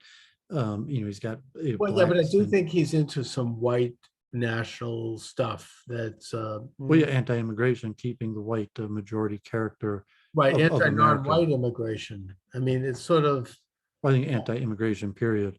yeah, But but I think he does have shades of white I mean, national. they kind of tried to smear him as a white nationalist Nazi. It was I don't know if he's a um, Nazi, but I do think that's a legitimate point. He is. I do believe he is a well, I white mean, they're Christian nationalists. I'm saying different also that they're a that white that Christian that nationalist. I mean, Christians can be black, obviously. I think that he's into some of that stuff. And look, he has a right to do it. This is a free country, but well, and I mean, follow me. He debated against Richard Spencer, you know, because he was the alt-right, and you know, like he was rejected by Richard Spencer because he's half Hispanic. yeah, His name is Fuentes, and he's and got he is. blacks I think and he's a he's white big nationalist. tent and gays and Jews in his coalition. So he has the leaning so that the BBC or the media will call him a white nationalist, but relative to like the white nationalist. He's you know, saying like one of his first major debates was against Richard Spencer, and Richard Spencer was like, dude, you're not white. But kind of like what Richard Spencer told you. um That's right. but you know, just to tar the way the media did it. But it was the ADL's new report. You know, they said there's 60 extremists running in elections. So Fuentes and his American First has quite a few, like 10 people, like maybe even that are in congressional primaries. Some of them even have decent winning chances. You know, so having their national conference. I've even spoken to one guy, Michael Cisco, who's running as a Republican in West Virginia or something, you know, like that. But unlike, you know, Richard Spencer or the alt-right movement, that he's been able to successfully garner people willing to avow themselves to the political process, and so they're actually grooming And and they're white running. nationalists. Well, no, I mean they're American First Christian national. I mean, according to the ADL and the SPLC, they're neo Nazis. According Are to the they though? BBC, they're white nationalists. But I mean, according to I mean, I think yeah, you could say that about Fuentes. Maybe I don't know if he's a Nazi, but I think he's he's into. I mean he's an American First. But I he's mean, a he was white at nationalist. January 6th. But He's are on the these other no-fly guys list. running for Republican office? Are they white nationalists or aren't they? Well, I mean, it depends how you define the word. I Uh, define it as someone who believes that the white people are should have predominance in America. well, in that sense, you might be, but I'm saying he's not against ethnic minorities. He's just anti-immigration and wants to Does he keep. think that people of color have a right to full citizenship in America? Yeah, I mean, he has people of color as part of his coalition. Oh, okay. So he just I What mean, he is the wants. issue? Then what is his issue with white people? I mean, I mean, is this something that's Well, I mean that he would say America was largely a white nation and should remain that way, but not in the sense that there should be any punitive action against the people who are already here, just to end immigration. And I mean, he I don't probably agree more with in it. the camp of Christian nationalist, Yeah. uh, but the political delineation, if you followed, are pretty clear. You know, as I feel like the SBLC or the ADL or mainstream media, all these guys are neo Nazis from the actual Nazis through Richard Spencer, through the Proud Boys, through Nick Fuentes. So Well, they might you be want to right make about some you of want to it. make a differentiation between like the Proud Boys. They're not white nationalists, Right. but Nick Fuentes is. Um, I Well, would some of put them may them be, some of them may at, not be. But I mean, at, at I'm against all of that. I don't think that white people should be, I don't think it's relevant. I mean, I don't think white people need to be the dominant race. I'm not necessarily for or against anything. I'm just I'm against it. saying I'm not I'm just analyzing what's going on Yeah, well, I and do think, seeing what's why going don't on. you take So a position on it? Do you think white people should be dominant in America? well, I try to remain apolitical. Like I'm a man of God, and I Well, don't think that listen, this is a political show. You're here to express political opinions. I mean, well, I and don't have political opinions in that way. I mean, analysis. I follow what's going you don't on. have any political opinion about whether or not America should be a white dominated nation. Well, I'm more multiculturalist globalist. I mean, no, I mean Okay, so now you're expressing a my political. leanings are I am also relatively more, pro-immigration, I'm globalist. more multiculturalist. I'm not a globalist at all. I'm a nationalist, but I don't believe that America is or should, well, it has been historically, but I don't think it should be white. I don't care if someone's white or black or what their race is. I care about whether or not they're pro-American. I care about whether or not they're putting America first. I don't care about their race. I don't think it's relevant. I think the whole construct of race is something that's made up.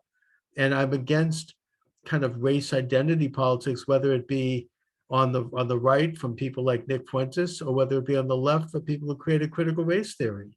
There's no place for that in this country. We should judge people based upon who they are, not based upon their physical attributes. It's nobody's business. So I mean, I am against it. I will be against it for moral reasons and national and political reasons. I do take political stands because I'm a man of God.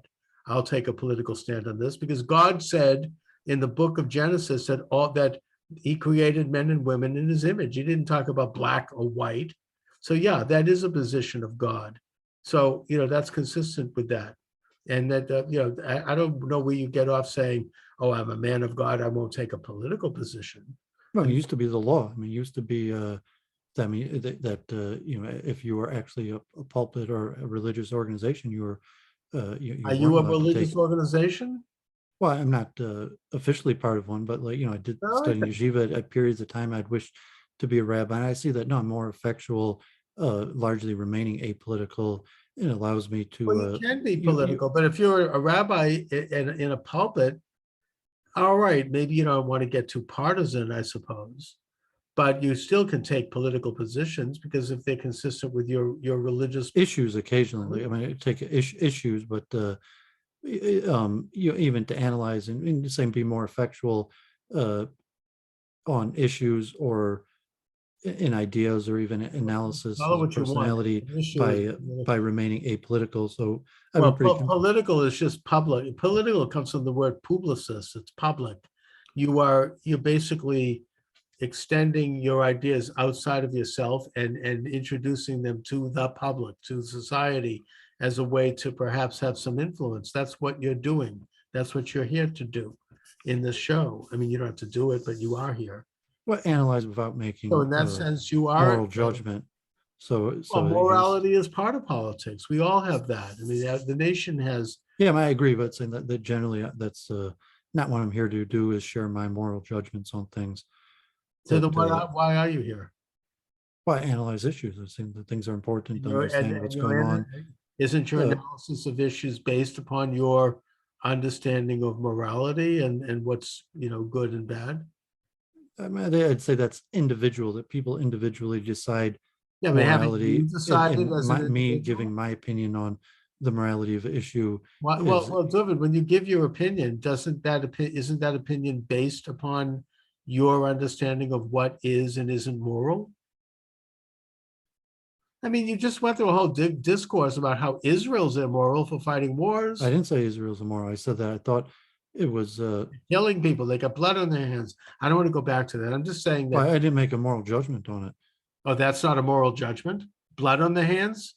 How much more of a moral judgment can you That's get? not moral. It's saying whether they're just or fault, whether it's justified or unjustified. It's saying a factual delineation of Based what's on going on. based on the morality of what's right and I didn't wrong. say moral. I So you mean, don't whether think that Bennett, I it's a didn't say matter of that right and Bennett wrong. is immoral. I just you're bringing up like factual that this man has killed many people, And you and think that's whether he's a immoral. hero or a villain. I didn't make a moral judgment on Yes, you that. did make a moral I judgment. didn't make a And in moral fact, judgment. if we listen, I didn't say listen Bennett or here, if Gantz we listen hero or back to the villain. tape, we could listen later. You No, did I'm saying I don't know why you're trying to put words in my mouth. because they're there. We could listen back to the tape. No, I mean that's why I said that many times. I mean, again and again, you And there's keep on nothing trying to put wrong with words that. in your mouth. However, you I said did not moral. say hero or villain. No, but you said moral, and you I did did not when you say did moral either. I said bad for bad. or bad Okay, what's a moral implications judgment? for U.S. Jews, and not because they're morally Not because it's immoral not to because murder, it's morally commit murder, bad. but just because it's bad for the Jews. I mean, if somebody commits a mass murder, I don't care if and they do it for that reason. I don't give a crap if they're Jewish or not. That's immoral or not. Well, whether they're heroes or villains, or moral or immoral, doesn't change the action reaction of us being in a state of war. So whether we're just and we're on the right side of the war or the wrong side of the war, we're still in a war. It has implications to us True, but as there's American also Jews. The fact that we're at war, whether you consider us on it the is a moral. fact. But the point is, there is always a So no, moral I mean, I did side. not make any moral judgment on Okay, Israel. well, good for you. Congratulations. The fact is that there is a moral aspect to any conflict, both positive and negative. And we can make a judgment on those aspects. We have to analyze them. It's a very complex question. And that part of being in the public sphere is to make, discuss the morality of a number of things. That's what we do. That's baked into the human No, that's being. what you do. That's what everyone does, whether they admit it or not. They No, are I making mean, moral that's kind of judgments. like T jump in the the precursors and axioms He's of right. philosophy, and Well, saying yeah, and even to Steve say Jobs is whether right there is about such that. a thing as There is morals. such a thing as morality, and we Well, make that's moral. what you're asserting, and Yes, even from a Judaic opinion, you're saying no, that I assert it as a human being. we're not the deciders of We're morality. not, God is. I assert it as a human being. There is such a thing as right and wrong. There is such a thing as morality. We do make, not only do we make moral judgments as individuals, but our societies stand on basic moral principles that need to be constantly examined and improved. And that, this is, it's our job to do that. If it's I not have a different way of looking at the world. I mean, I understand that's how you see the world, and it's hard for you in your own frame maybe to see the world from a different way. from But an I would say amoral more standpoint. as a duty. I mean, I'm not saying that morals don't exist, but my perception of morals is largely irrelevant and like a duty bound to say, like, if I had a son and he was a murderer, he was a bad person, so I stand by him even though he's a bad person. It's my duty. Or like my country, The duty I to will stand on stand. the sinking ship, or like, okay, I'm supporting Israel, even though like I have doubt the whether we're so to say morally on the correct Yeah, but side, but I'm isn't still it, maybe fulfilling you will stand by, my duty that fine, if you my speak for personal you, moral doubt, and but wouldn't it, like isn't it also important, you'll stand by something because it's duty, I get that, I feel that way too about the United States. But isn't it our responsibility to point out what is not necessarily good going on? I mean, or you just follow orders because you're standing by duty. I mean, if you're a Nazi, well, it's kind oh, of like I'm just standing because it's it's my like duty the Chabad with my rabbis famous. country, and I don't, and I'll do what they tell me to do because I'm following orders. I'm not going to inject my moral opinion in what's going on. I just feel a duty. I understand that.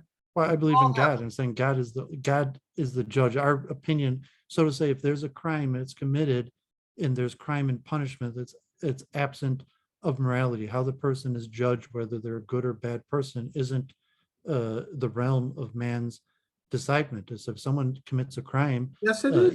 like, so to say, okay, if someone comes to kill me and I It kill is a them, part of it. I could have been the one who was immoral, but the court decision that I was just and won't be punished in the court in the hands of man, or whatever the I case is, disagree. that there's still a God who judges, but it's not us who decides Yes, it is. morality. No, Yes, I it mean, is. that's, I mean, even from And a our court Judeo point of systems, view, no, you're it's you're not incorrect. Judeo. I'm saying we decide law. If if a The criminal law commits a is based crime, on we moral don't decide standard. whether he was good or bad. We decide whether he should No, be but it factors punished into it. or not No, punished. you're not right. Morality does factor into those decisions. It Ultimately, doesn't. yes. Yes, it does. Well, I Ultimately, mean, your point of view. I mean, no, the as you point of told view, T-Jump, like, you're not a rabbi, you didn't study the books. that is That's a not what matter of Judaism rabbis. teaches. It's an You could be also, like, you're a Jew, that's how you feel, but it's not a matter that's of, not the, you know, no, what it's the not Talmud how teaches. I That's not feel. the, It's my observation that all societies, historically and today, and all human life, historically and today, is based upon the understanding, as imperfect as that is, of moral principles. Now, we can't totally understand all morality, or else we'd be God. But we are imperfect beings. But as such, we develop civilizations and societies based upon what we understand to be moral principles. Those principles can change. Look, at one time in history, it was seen as moral to have slaves. It no longer is, because we've evolved morally, because we understand more, because of trial and error over millennia. We now know that that's wrong. We also know that it's wrong to sacrifice a virgin by throwing her into a volcano. That was something that was accepted as I moral. mean, we don't really saying there's law and order, and we have a society that was the law, and that was the order, that was the punishment. But Wasn't it's kind of like punishment, God. Morals is something beyond the knowledge of man. That's in the hands of God. Who's a good person? Who's a bad person? no, Who's it's getting in the rewarded? Who's going to heaven and hell? in the And hands there's of a separate order of law and order. I ultimately. believe in law and order, and I believe in morality. But morality is something that we as humans can't know. That's in the hands of God. You know, Well, like whether you're going to go to heaven or hell, you could believe you're a good in person, the afterlife, but that's not in your hands. You know, it's not, we don't get to decide, like, okay, like, I don't get to decide whether you're a good guy and you go to heaven or hell. God's in going the to decide that. afterlife, it is decided by God, and ultimately everything is decided by God. But I But mean, the, law and order is a decision of the court and of the law that's which absent is based of on moral morality. If a principles, person broke the code, he based gets on moral punished according to principles. the The law and reason God order. It has created nothing man, to do with morality. You could yes, be it a has good everything to person do with and you morality. broke the law and you get punished. You could be a bad Because you person. engaged in something that was viewed by a society as immoral.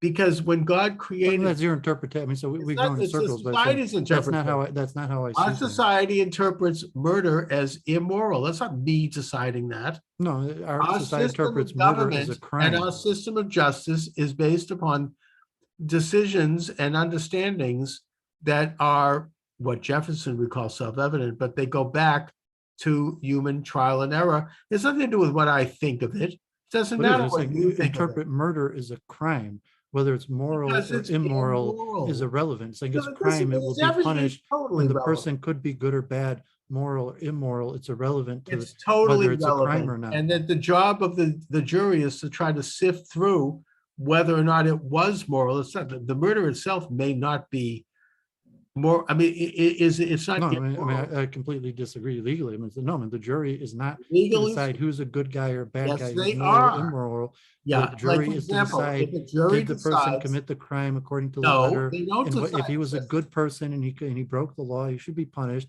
not If he at was a all. bad person and didn't break the law, he should be set free. No, if a person commits a murder because they're defending themselves against someone who's invading their home and who's raping their wife and who's threatening them, they are not viewed as bad. So the murder itself is But that's defined by the law, not by the that is moral code. defined by So, morality. but no, I mean, in Europe, no, Yes, man, that not in in my Europe, that wouldn't be opinion. the law. Not in my opinion. There Yeah, is but a saying that that's system of defined by law the that is local code. based For on example, in Europe, you don't morality. have the right Those laws to, don't exist out of nothing. They were put in place because we understand that one of the basic axioms of morality is respect for the sovereign right of the human being to not be molested or to be attacked. That is a moral understanding. That is not even in nature. That is something that societies arrived at over millennia through thousands of years of I don't even understanding. think you're right that historically that's the Moral. origin of the law, and the laws are different in different places. And They in are other, different in different places, but all like countries stand have, your ground. One place you could have stand your ground. In and these another are state, you debates. could not have stand your ground. One place you could We're be having a set free. debate over the In one moral place you could be efficacy sent to of that. prison for the exact same That's action. right. And we're having debates in our societies, and this is why we have legislators to have these debates and to refrain from and kind of temper the tendency of the mob to want to do something that might not be moral. We set Well, up, so we set up a democratic system. So we have the law based on a legal system and democracy, but it has nothing to do has everything to do with with it. morality, in the sense Has that the law everything could be to do with it. amoral or moral, could be good or Yeah, bad. but the And law itself is amoral because it's a law, it's not a person, but it is based upon the moral ethos of a society, for better or for worse. And a society could be wrong, but it's still based upon what is perceived to be moral in I that. understand what you're saying. I mean, Thank you. I disagree, I, and that's not how and I I'm view the trying to world. understand what you disagree with here. Do you think that laws just come out of nothing? I mean, laws are based upon the moral standards of, just like laws in a family are based upon the moral standards of that family. The laws that you conduct your life are based upon your moral understanding of what is right and wrong for you.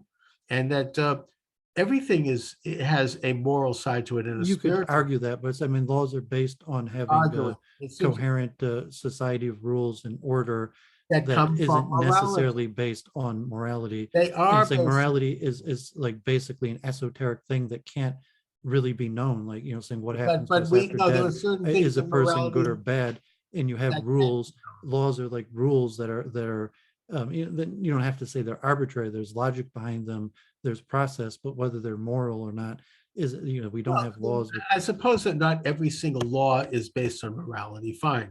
Laws, Well, no law is really. I'm saying but we have yes, the they are. Declaration of Laws Independence, based on, but for the law is example, not based on the that Declaration children of can't smoke Independence. cigarettes is based upon morality because children are understood.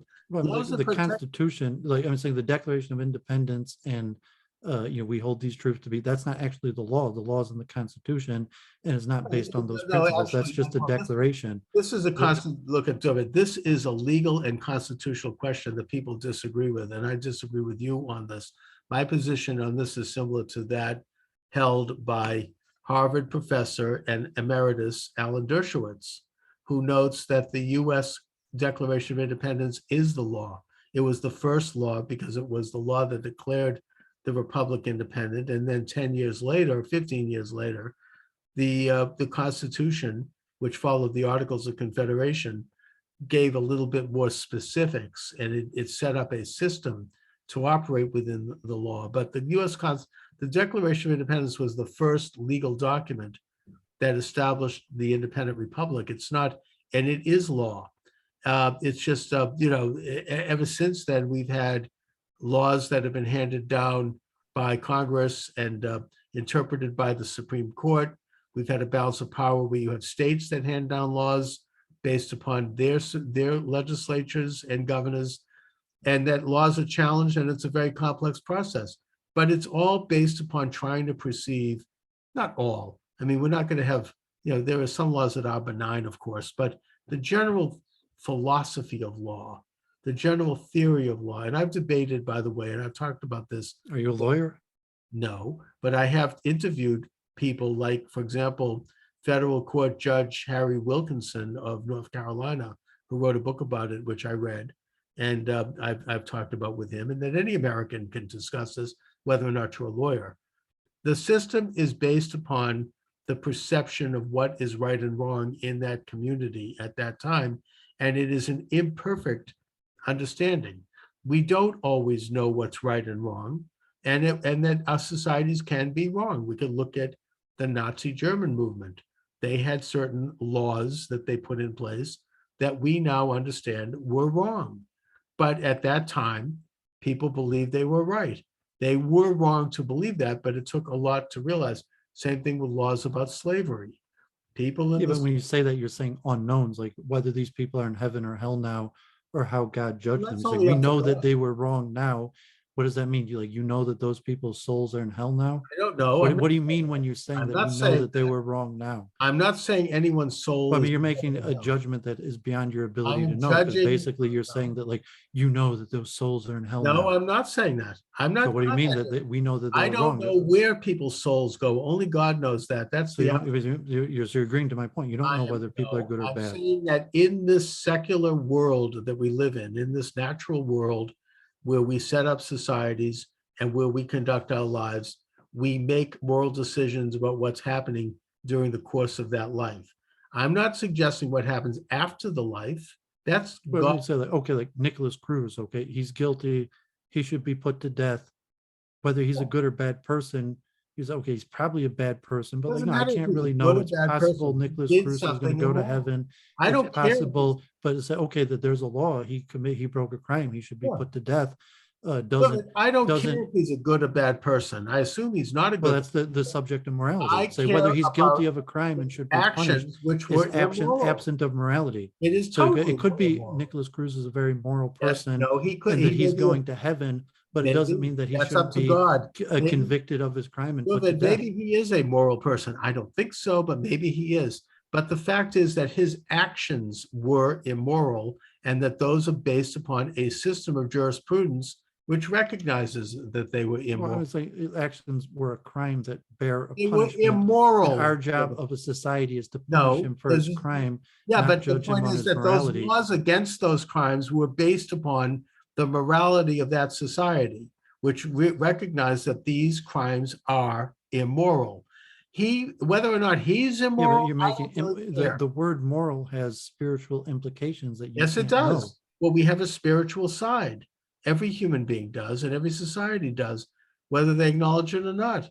I mean, it is a spiritual thing. There is It's something. okay, like you stream on Shabbos, that's immoral.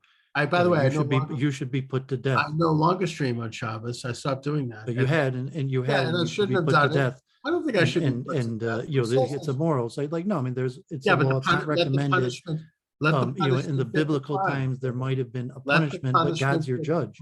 let the punishment fit the crime. I would contend that the Well, and that's crime, between you and man. It's not between you and your fellow man. So if there's a ultimately, crime when I between you go and your to the fellow man, afterlife, God will maybe condemn me to hell because I streamed on Shabbos. I can't. well, I mean, saying that's a moral judgment, It is and a to moral say and to judgment, and say I'm not that saying no, I was like behaving my immoral. understanding of morality is you're a bad Jew, Charles. I'm sorry, you're probably going to hell. I don't care what you say. Look, Well, I mean, again, what I'm saying, I'm just saying my understanding of Judaism. Like here it says in the and books you would that probably be wrong. that's a no-no, and here you are doing a no-no. And you have a So right you're to think probably an that. immoral And person. you know something? It probably, you could argue that I was behaving immorally by live streaming on Shabbos. I get that, and it bothered me that I was doing it, so I stopped doing it. Well, I mean, Sure. you could also And differentiate that's maybe in between another society, I man and might have been God. put to death for If that. that's not a moral judgment, it's That not was the my. morals of that particular society, that they would put people to death for live streaming on Shabbos. Although I'm not sure that any society went to that length. I would suggest that, those are moral judgments made by societies based upon the morality at that time. Those And, are legal judgments. yeah, but it was also based on the morality of that society at that time. People believed at that time that the crime of live streaming on Shabbos was sufficient to require the death penalty. I'm not sure that it ever rose A to long that. time. In the Bible, there's one story of a man who lit sticks on fire on Sabbath and was put to death. That There's was the morality of the society at the time. God told them to put Wait, saying that was the law. I mean, what I mean, even in Hebrew, what's the word for morality in Look, Hebrew? Dylan, it was moral in Can you, I Philistine. mean, just think of is there a word for morality in Rebelling. Hebrew? I'm not sure, but it was moral in Philistine society to throw the baby into the belly of Moloch, right? I To mean, does the God. Bible That doesn't talk make it about good right, and bad? but they believed at that time that that was moral. They were not right, because I would suggest that history has consequences. We've talked about this before. History, I do believe in Theodore Parker's idea of the arc of history, and this is something that's been embraced actually by, I think, probably more liberal Judaism. I don't know about where the orthodoxy is on it. But the fact is that there is human agency, and human experience has led us to understand better over millennia through trial and error the real nature of what is and isn't moral. It's not something that it takes the reason, the thing that separates human beings from animals is that we have the ability to reason. We have the ability to perceive good and bad in our own imperfect way. We can't know the ultimate questions of what is good and bad. Only God knows that. That's why you say, well, I'm the afterlife. I wouldn't presume to suggest I know what happens in the afterlife. Only God knows. I But mean, it's proper protocol. Like if you're a police officer and saying like, okay, like that's a crime, I'm going to bring you in. The judge or the jury will decide. Like, okay, I mean, my job as a cop, way out I'm gonna arrest you. I'm gonna bring you in. But there's a judge and there's a procedure. I'm not the one who's deciding you're good or bad. I'm the one who's, it's my job to, arrest you and bring you in. And even the judge, saying the judge is not my job to determine whether you're good or bad. It's my job to determine whether you broke the law broke a law or based not, on or to morality. follow the procedure and send it. But I mean, it's not the judge's job to determine whether the person's No, it's good the or bad. jury's job. It's the judge's job to determine whether the person broke the law. No, it's the jury's job to decide It's whether not the jury's job. I'm saying even that's the Yes, it is the instructions. Like in jury's the job. trial, the jury is instructed. It's not the jury's No, job to you're determine wrong. whether the person is Have you good ever or heard of bad. jury It's the nullification? jury's decision And to it's the decide jury's job. whether they broke the law or not. Yeah, based upon morality. The law I mean, the was put in instructions to place. the jury, the opposite what you're saying. The jury is Well, instructed that's that it's not their job to determine whether they think the person was good or bad. It's their job not to only is it determine their whether the job, by person the way, broke the David, law as is. in the American system, not only is it the jury's job to decide whether or not a person is guilty of something based upon a moral, the law, which is assumedly put in place as a moral judgment, but a jury, and this is very few people know this, the American jury has the power to overthrow a law that they believe is immoral, and they can change a law. And I'm going to give you an example of that in American history. The Fugitive Slave Act of 1850. The Fugitive Slave Act, which was signed by Congress and voted on, basically allowed slavers to go to the northern states and apprehend escaped slaves and bring them back to slavery. And there was a huge uproar here in Boston, where there were riots when people tried to apprehend a former slave. And there were several cases where this did end up in a courtroom, and there was a trial, and you had juries throw out that law. It's called jury nullification. It is a very interesting and powerful function that juries don't understand today because the government doesn't want them to know this. But if a jury sees a law that they believe is immoral, they can overturn that law because they are a sitting body. They're almost like a Congress. They are 10 Well, the people. jury votes and makes the decision, but the judge Right. instructs them to. Yeah, but the to judge has base no it real on- power to do that. The judge is just there to. Yeah, I mean, at the end of the day, It's it's the the democratic jury that process, and has- the jury. The votes guilty or democratic innocent. process is that the jury has the power, Well, I not mean, it's just an up or down vote by the jury. that votes guilty or not guilty. That's They don't right, vote good or because- bad. They vote No, guilty or they not do vote. guilty. Well, first of all, They don't vote good or bad. They They vote vote guilty or good or not bad guilty. on two levels. The first level is the more, kind of the Pashat level, if you will, which is that they're looking at evidence and deciding whether or not the person committed the crime under the assumption that the laws that are being lodged against this person were based upon a moral standard, such as you shall not murder, you shall not steal, whatever it is. But more fundamentally, as I just mentioned, they have the power. They don't know they have this power. The American people, we don't realize the kind of power we have as American people. I'm glad I get to talk about this because they have the power to overthrow and remove a law that they think is immoral. They have the legal power as a sitting jury. A sitting jury is almost like a constitutional convention. It's like a Congress. They can throw out laws that they think are immoral.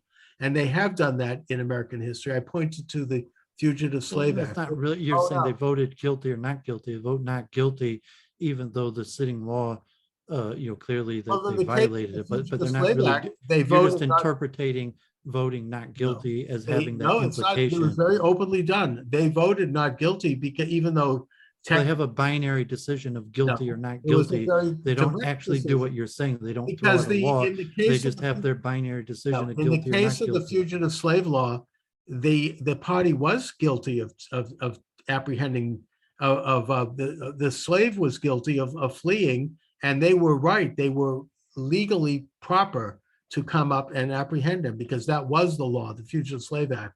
It was the jury that said this law is immoral and we are not going to enforce it and we're going to overthrow it. Not that They it don't, I mean, you're just in your analysis, but all they did was vote not guilty. I mean, no, eventually maybe it went to the Supreme Court and there no, could they be, didn't vote not guilty. They said you are guilty, but we're not going to enforce this because the law is immoral. You well, know, the jury doesn't enforce the law. The jury just has a the jury binary decision. overthrew the law of it. It's called jury nullification. Look it up. The jury overthrew the law because they said that this law is immoral. You know, if you have a law that says the Jews have to be sent to the concentration camp and they have a Jew in front of them, the law says that they have to send them. So the government would not be guilty of committing a crime by sending them.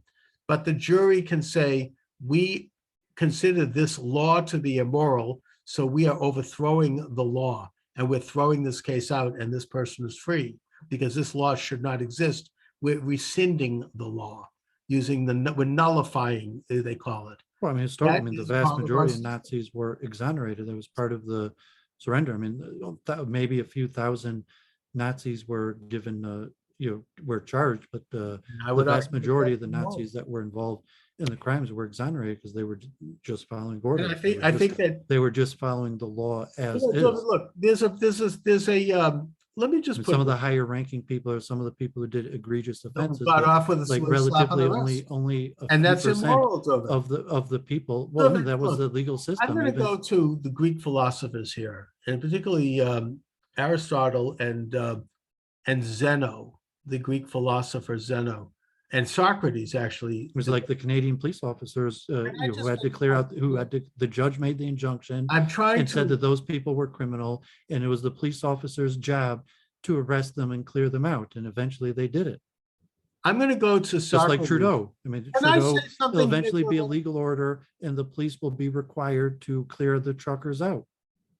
Socrates talked about I don't remember the exact example that he used, but he said that, there were very major debates on morality that he engaged in a roundtable way. And his comment was that, in a way similar to Jefferson's when it came to morality, that a thing is a thing. There are certain things that we recognize as being what they are. Whether or not they are or not, we agree that they are. A recent example I read in James Burnham's book, Suicide of the West, where he says, a dog is a dog, right? Now that dog, you could argue the dog is also a wolf and it is descended from a wolf and it was domesticated. But we have a society where we agree that certain entities are what they are. And then we can move forward from that and judge the nature of their personality, of their existence. And that not only includes physical things, but it includes abstract ideas. And Socrates, and his idea was eventually promoted by Aristotle, recognized that there are things that we can judge, even though we're judging them in the abstract, and we can make a judgment on terms of their efficacy, of their morality, whether they're good or bad. Now, in the case of the jury throwing out the Fugitive Slave Act, they made the judgment that this law was immoral and that they were not going to enforce it. They didn't dispute the fact that the guy was guilty. They simply said, the law is wrong, so we're going to throw it out, in which case it's not that they exonerated them. They were saying that the law was immoral. Now, I think that most people who hear you say that the Nazis who engaged in some of the worst atrocities got off scot-free and only a few people were charged, and other people. So the Nazis who engaged in the worst atrocities were convicted of war crimes. The vast majority of Nazis a lot of them were not let off because not they were just following orders. That's There's right. only a few thousand Nazis that were convicted of war crimes. Hopefully it was the ones who committed the most egregious acts, But I but the think when thousand, but you say the that, hundreds of David, thousands of we already Nazis went that over were. this, David. You've said it already. I mean, Okay. you didn't say accurately. I didn't say the ones who All committed right. the most egregious Thank you ones for were let correct. off. I Right. said those ones were the ones convicted. Thank The you for majority of the clarifying. Nazis The point were. I'm making is that when we look at that situation, we are looking at like what Aristotle would describe a dog. We know that this was not moral, not because, there's some great debate going on, but because we understand, based upon basic assumptions that go back, that letting people off for these kinds of crimes who make the defense that they were just following orders is wrong. It's immoral that they could have said, we're not going to do this, but they didn't. For whatever reason, they didn't have the courage to do it. They didn't have, maybe there was reasons why they didn't do it. They want to protect their families. It's very complicated. But for them to simply say we did nothing wrong because we were following orders, anyone Well, hearing that's what we said. anyone hearing that knows that that is an immoral argument. And they know it because we understand that there is such a thing as morality. Now, the nature of morality is something that is complex and can be debated, but we understand when we are facing it that this particular argument in the abstract is not a moral argument. It's actually immoral. Now, whether or not people should be punished, how they should be punished, what should be done, those are complex questions. I'm talking here fundamentally about a moral question. We understand, I don't care who you are, when you hear that someone has committed these kinds of atrocities and they use the argument, well, I was just following orders, that this is why I did it, so I'm not guilty of anything, that argument is immoral. That argument is a tearing away of the basic moral infrastructure of a society. And that if we allow that kind of immorality to not be recognized as such, then we're going to spread. This is why God destroyed Sodom and Gomorrah, because those societies had become so immoral and they were doing things that were so antithetical to the basic integrity of the human being, which is created in the image of God, that those societies reached a point where they could not be redeemed and they had to be destroyed, because otherwise it would have infected the entire world. Getting to basic truths is based upon a perception of what is right and wrong and what is moral and immoral. We don't always know exactly. I mean, a jury trial, we can't know really because it's very complex. There might have been factors involved that were both moral and immoral. There might have been more moral, less moral, but we have an imperfect system that tries to sift through what happens and get to truths as best we can so we can make a moral decision. The law is just the infrastructure that allows for that to happen. And the laws are put in place to give an infrastructure for what society believes is moral and immoral, even if it isn't. The point is that then that's why it can change. Anyway, David, this is a very interesting conversation, but we should probably wrap it up.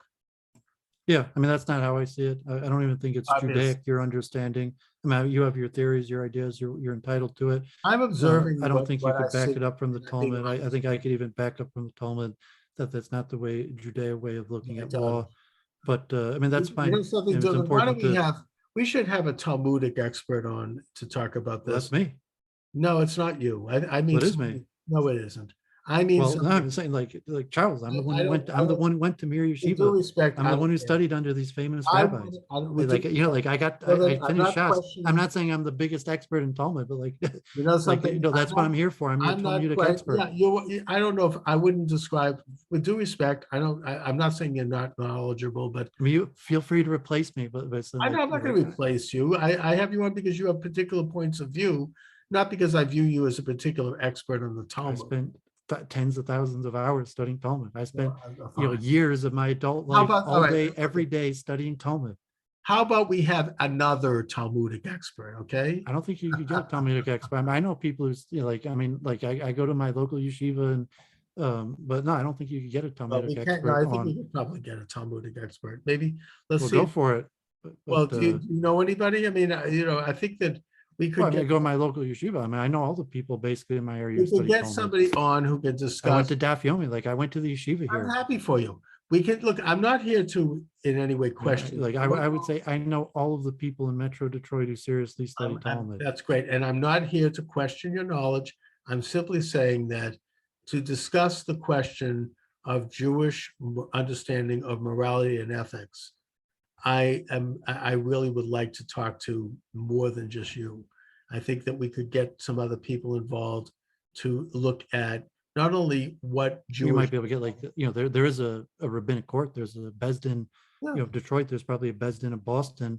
Well, let's see if we can I mean, find. they may or may not know Talmud better. That like, I'm a high I IQ don't know person. so Like, much Talmud. I mean, I want to talk to a rabbi about what Jewish morality and ethics is and how that intersects with the human understanding of morality and ethics, and whether or not our systems of justice and our systems of jurisprudence are based I'm just upon those. make quotes from the Talmud. You never know what's on you never know what's truly on a person's heart.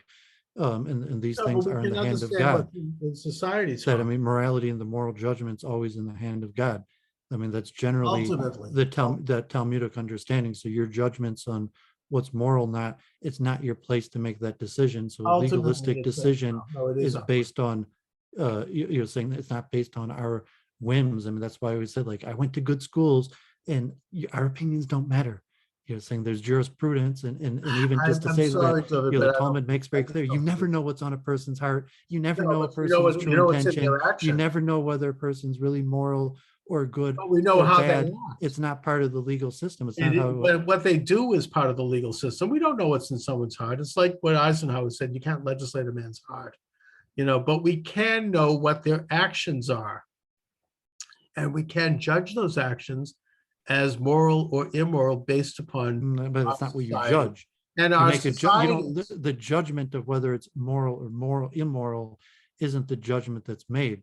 Yes, it is, David. We've already gone over it. Okay, I'm well, I not mean, gonna go over it again. good luck finding a rabbi You're to say that. wrong, and I think, I defy you. Like, please go. Feel free. Ask your well, local let's look rabbis. into it. I defy you to find a rabbi, a I'll look, Talmudic I'll tell you expert who'll what. tell you that. Yeah, I mean, it's fine. It's saying like, I mean, it's like T-jump. Saying like, okay, like you're a Jew and you feel these things, and you might feel your I connection to feel these these things is things. There's based nothing on to your do with how I Judaism, feel. but it's just how It's you feel, or maybe your logic my or research. observance of our system of jurisprudence. It's not how I feel. I don't I'm saying, as a feel. Jew, you feel this way, even though No, that's not the Talmudic way it's of not looking at how things. I feel as a Jew or as a non-Jew. Even though it's not the Talmudic Our Judaic way of system looking at it. of our judicial system views murder as immoral, regardless of how I feel about it, whether as a Jew or not. That is our system. Our system makes judgments based upon actions, not people's motivations. I mean, somebody may feel like they want to murder somebody. The question of whether that's moral or immoral, that's up to God. But if they go out and they do it, then that becomes a societal question. And those societal questions are based upon moral standards. Crime Anyway, and this punishment. That's what I'm saying. conversation is, Differentiate crime and no, punishment and from moral crime and judgments. But I mean, we're our just going in a laws. circle.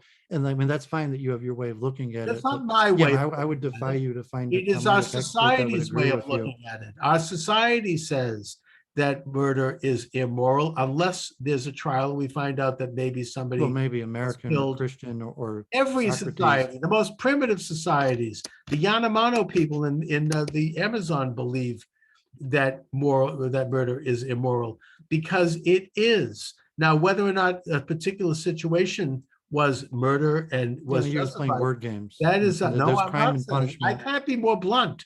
This isn't a game. I'm making a flat statement. Every society in history and today views murder as immoral. Now, how they regulate it, how they, the degree of it, that's another question. But these are axioms that are as observable as the existence of a dog.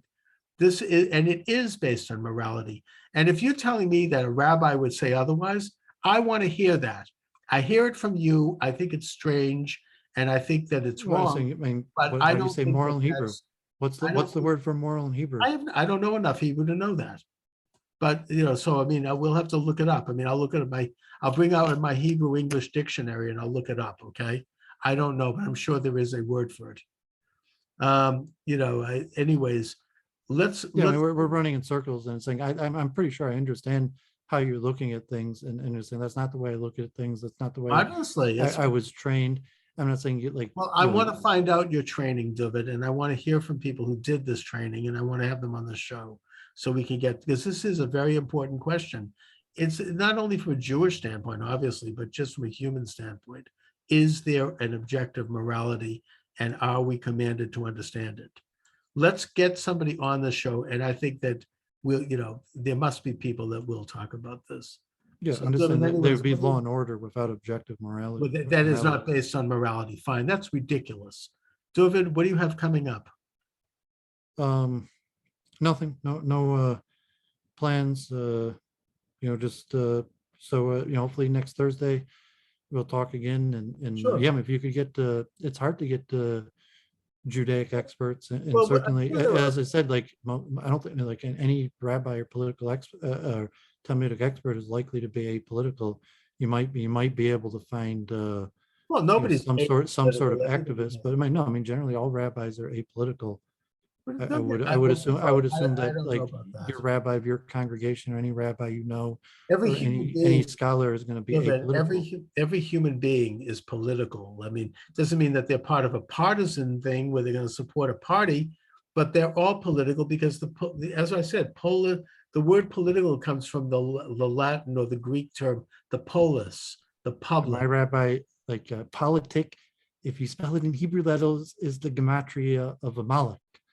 It's like, no, So I that mean, he doesn't politics, have like any in yeshiva, involvement like in his politics is community. looked at He as doesn't. a He doesn't negative have thing. any involvement in the I'm saying, public like, God life. forbid, it's because you have bad character and haven't purified I see. your character that you're interested in politics. But I mean, if you So ask then a he good doesn't have rabbi, any interest in his community and what's going on no, more. I'm saying that that's not what the rabbi would say. The rabbi would say it's you who has bad character and hasn't purified your heart, and therefore you Because I have care about what's happening in my but community. you don't and really in care. my That's why you family. come at it from a political nature because the solutions aren't It depends political. on the word political. Again, it just means But I'm saying that's a public. generic rabbinic opinion, not saying that you shouldn't vote or be involved in I'm not politics, talking but the about, I agree solutions with, aren't political. maybe And they shouldn't be generally the involved people in who are politics.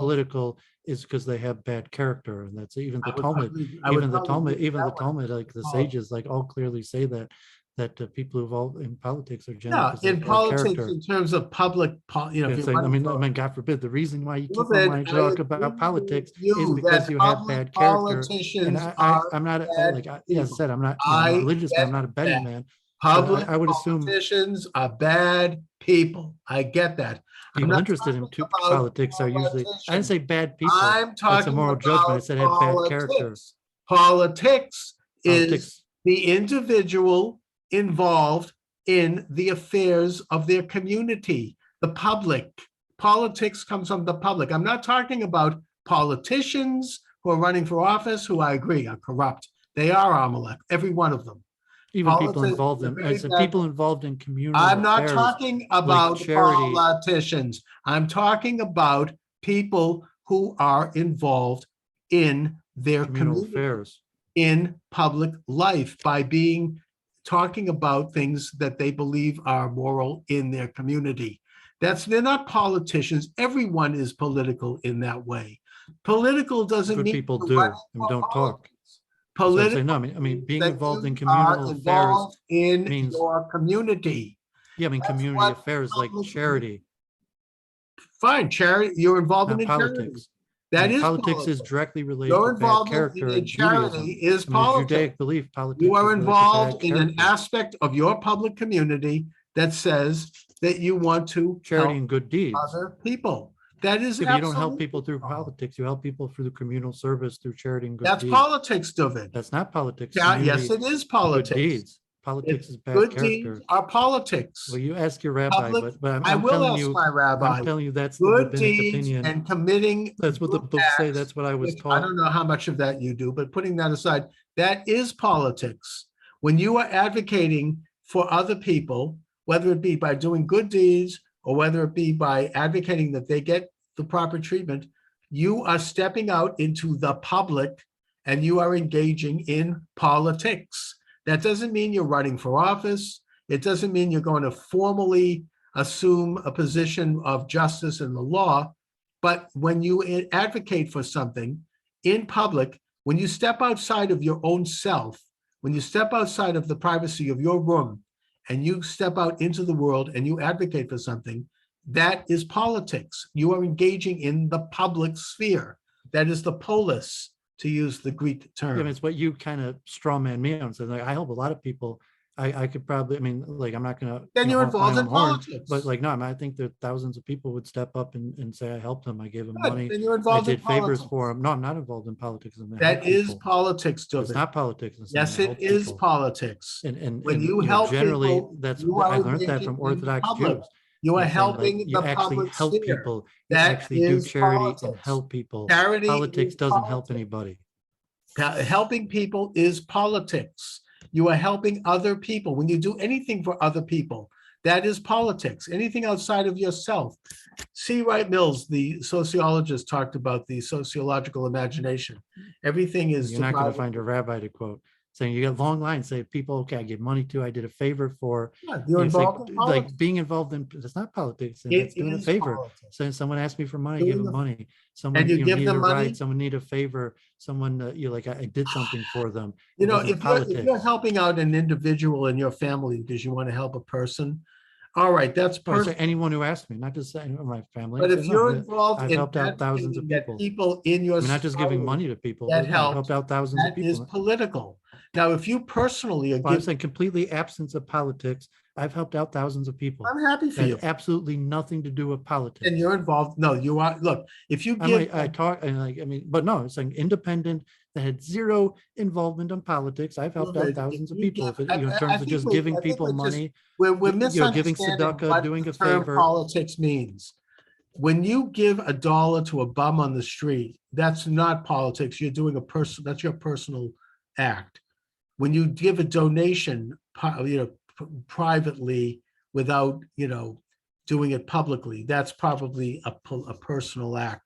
But if you do it publicly and you're saying this society has to help these homeless people, the society has to come in and put them into a home, or they have to feed them or give them clothes, that becomes politics because you're dealing in the public sphere. You're dealing with the health. I agree. That's what I said. Like that doesn't That's help. right. Say actually helping people's helping people. Being a As loudmouth on the individuals. corner saying that we should help people isn't actually helping people. But no, if you actually do help people by advocating that your society step up and help people, and that you get society to do that, and you get your government to do that, that's Thank God I politics. went to Orthodox Jewish schools. They taught me you're wrong. It's like actually I helping don't people is believe it. helping people.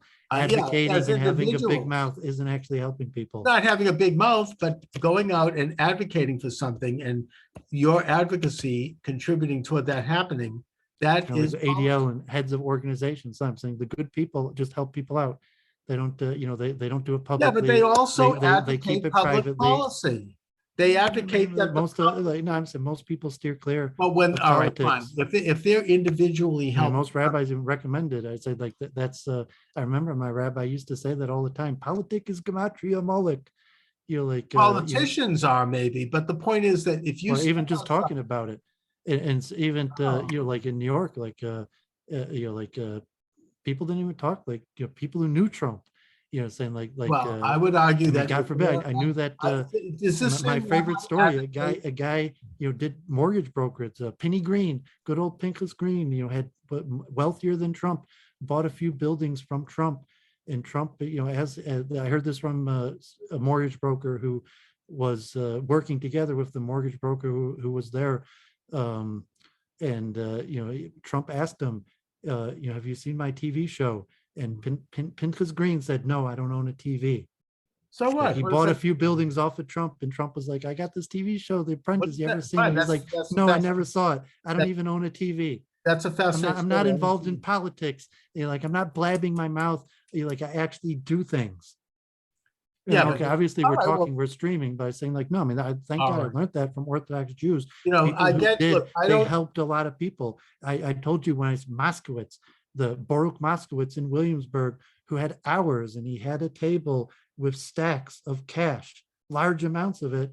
And one man after the next would come and beg him, and he would All right, hand David, them, fine. he I would don't, hand him a $20 bill. yeah, He wasn't I involved in don't, politics. He helped people. all right. Long lines of people I came don't and disagree begged him with money. this. If you're helping people personally, then that's not I learned politics. that from Orthodox Jews, and these people All said right, politics doesn't fine. help anybody. You want to Yeah, help people, help people. well, by the way, look, if you're I mean, I helping, like politics. I'm saying, like, I talk with you, I find this interesting, but saying, like, no, I'm helping people is helping if you're people. helping people as individuals, we've gone I even over. mentioned, like, you like T-Jump and saying, like, okay, but as being a booking agent, just like, okay, I'm a nice guy, like hook you up with someone, do someone a favor in any Sure, that's capacity. a The great Lubavitch idea. Rebbe, do a chesed, do a kindness, like you're talking to somebody, make a connection, shotgun something, like, oh, maybe I can introduce you Look, to this dude, person and I've help you done this. out. I've and done and this and over I'm the not years. a politician. I'm not even going to ask for anything in return. I And just like being a nice guy.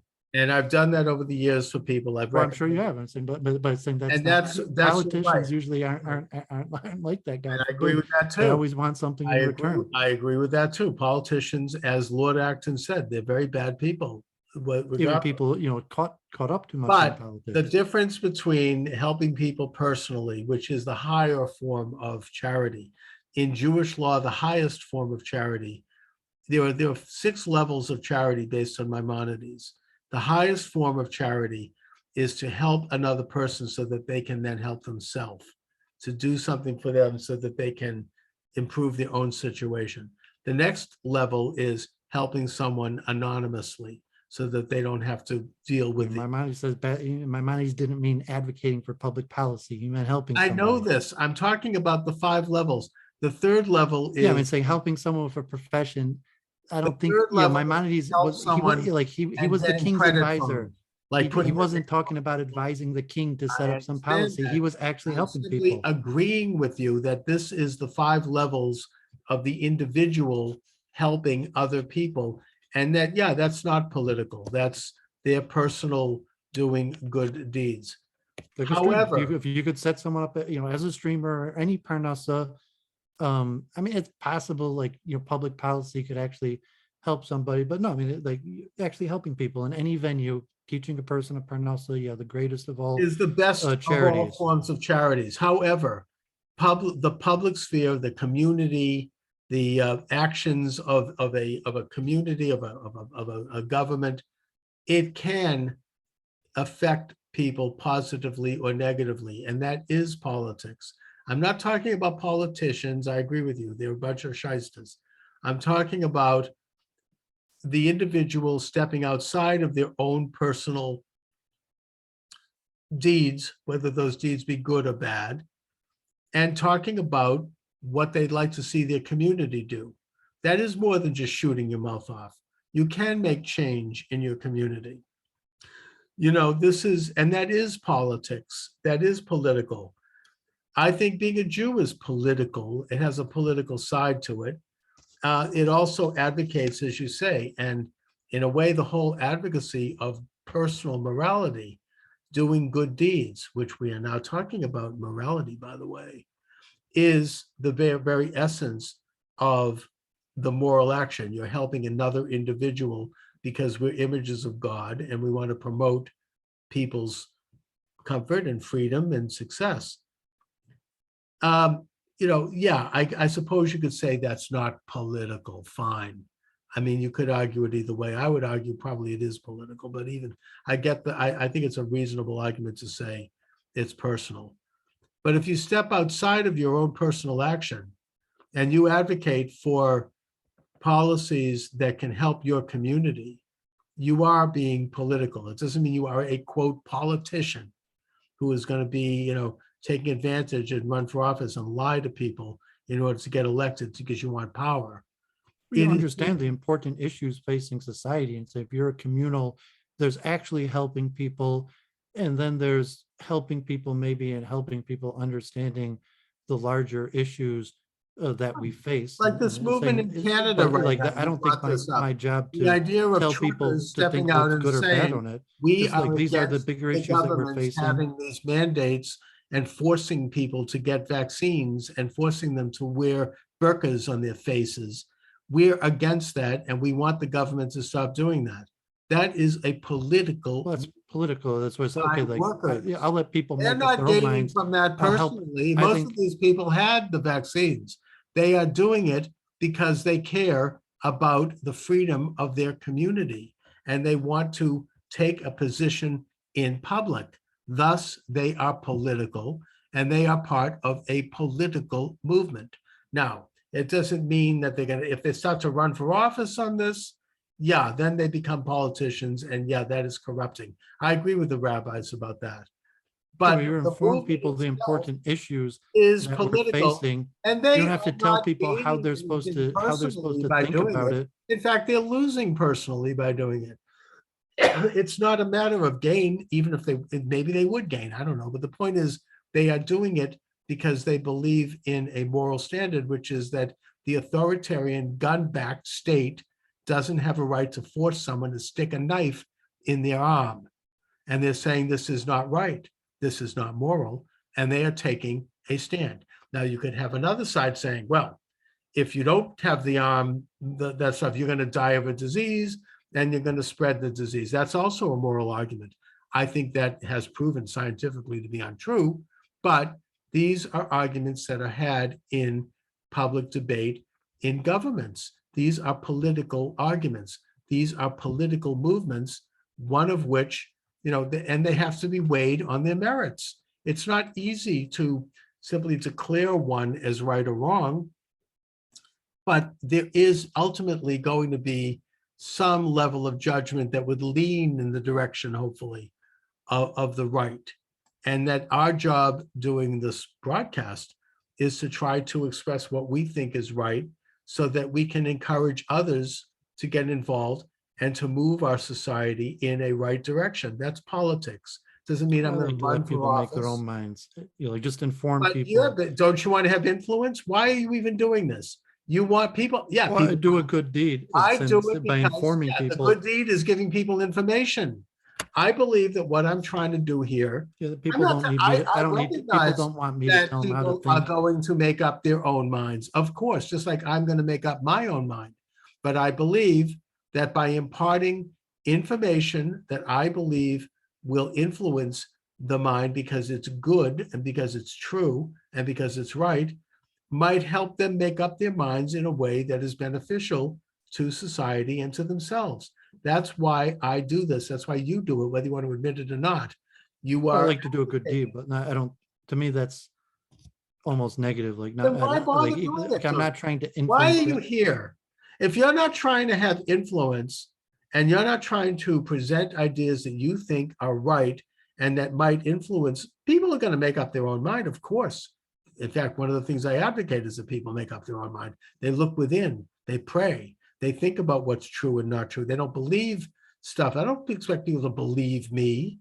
Yeah, I mean, people want unbiased, just information. Well, Like did everything the is work of doing biased. some research and give them some information, then Well, people that's could what I make try up to their own do. mind. And everyone's biased. But yes, I try, given my own biases, I do the best I can to present information that I think is going to help improve my society and, in the broader sense, make a better world. Isn't that a Jewish concept?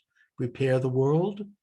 And that is by reaching out to my fellow citizens with the information that I believe is good and is true and is right.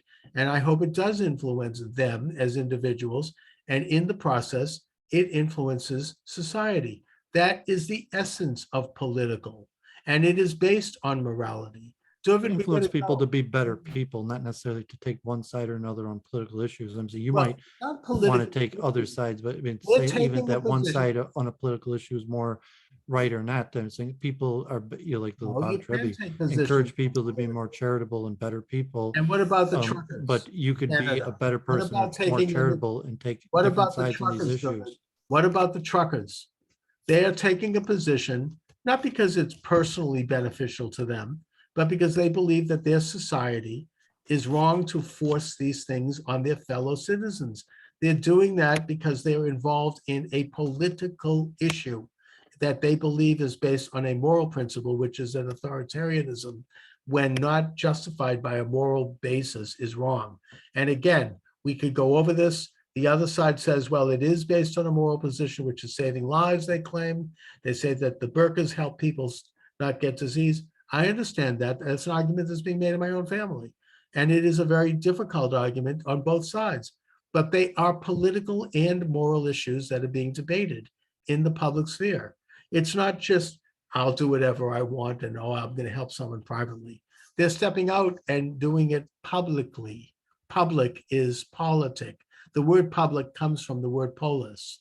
We are involved publicly in our communities, and we are advocating things that we believe are true. We're presenting those things and debating those things with other people who may have other visions. And the result is that the average citizen has more access to information. That's why we have freedom of speech. That's why we have debate. And that is why we're doing this. We want to have influence.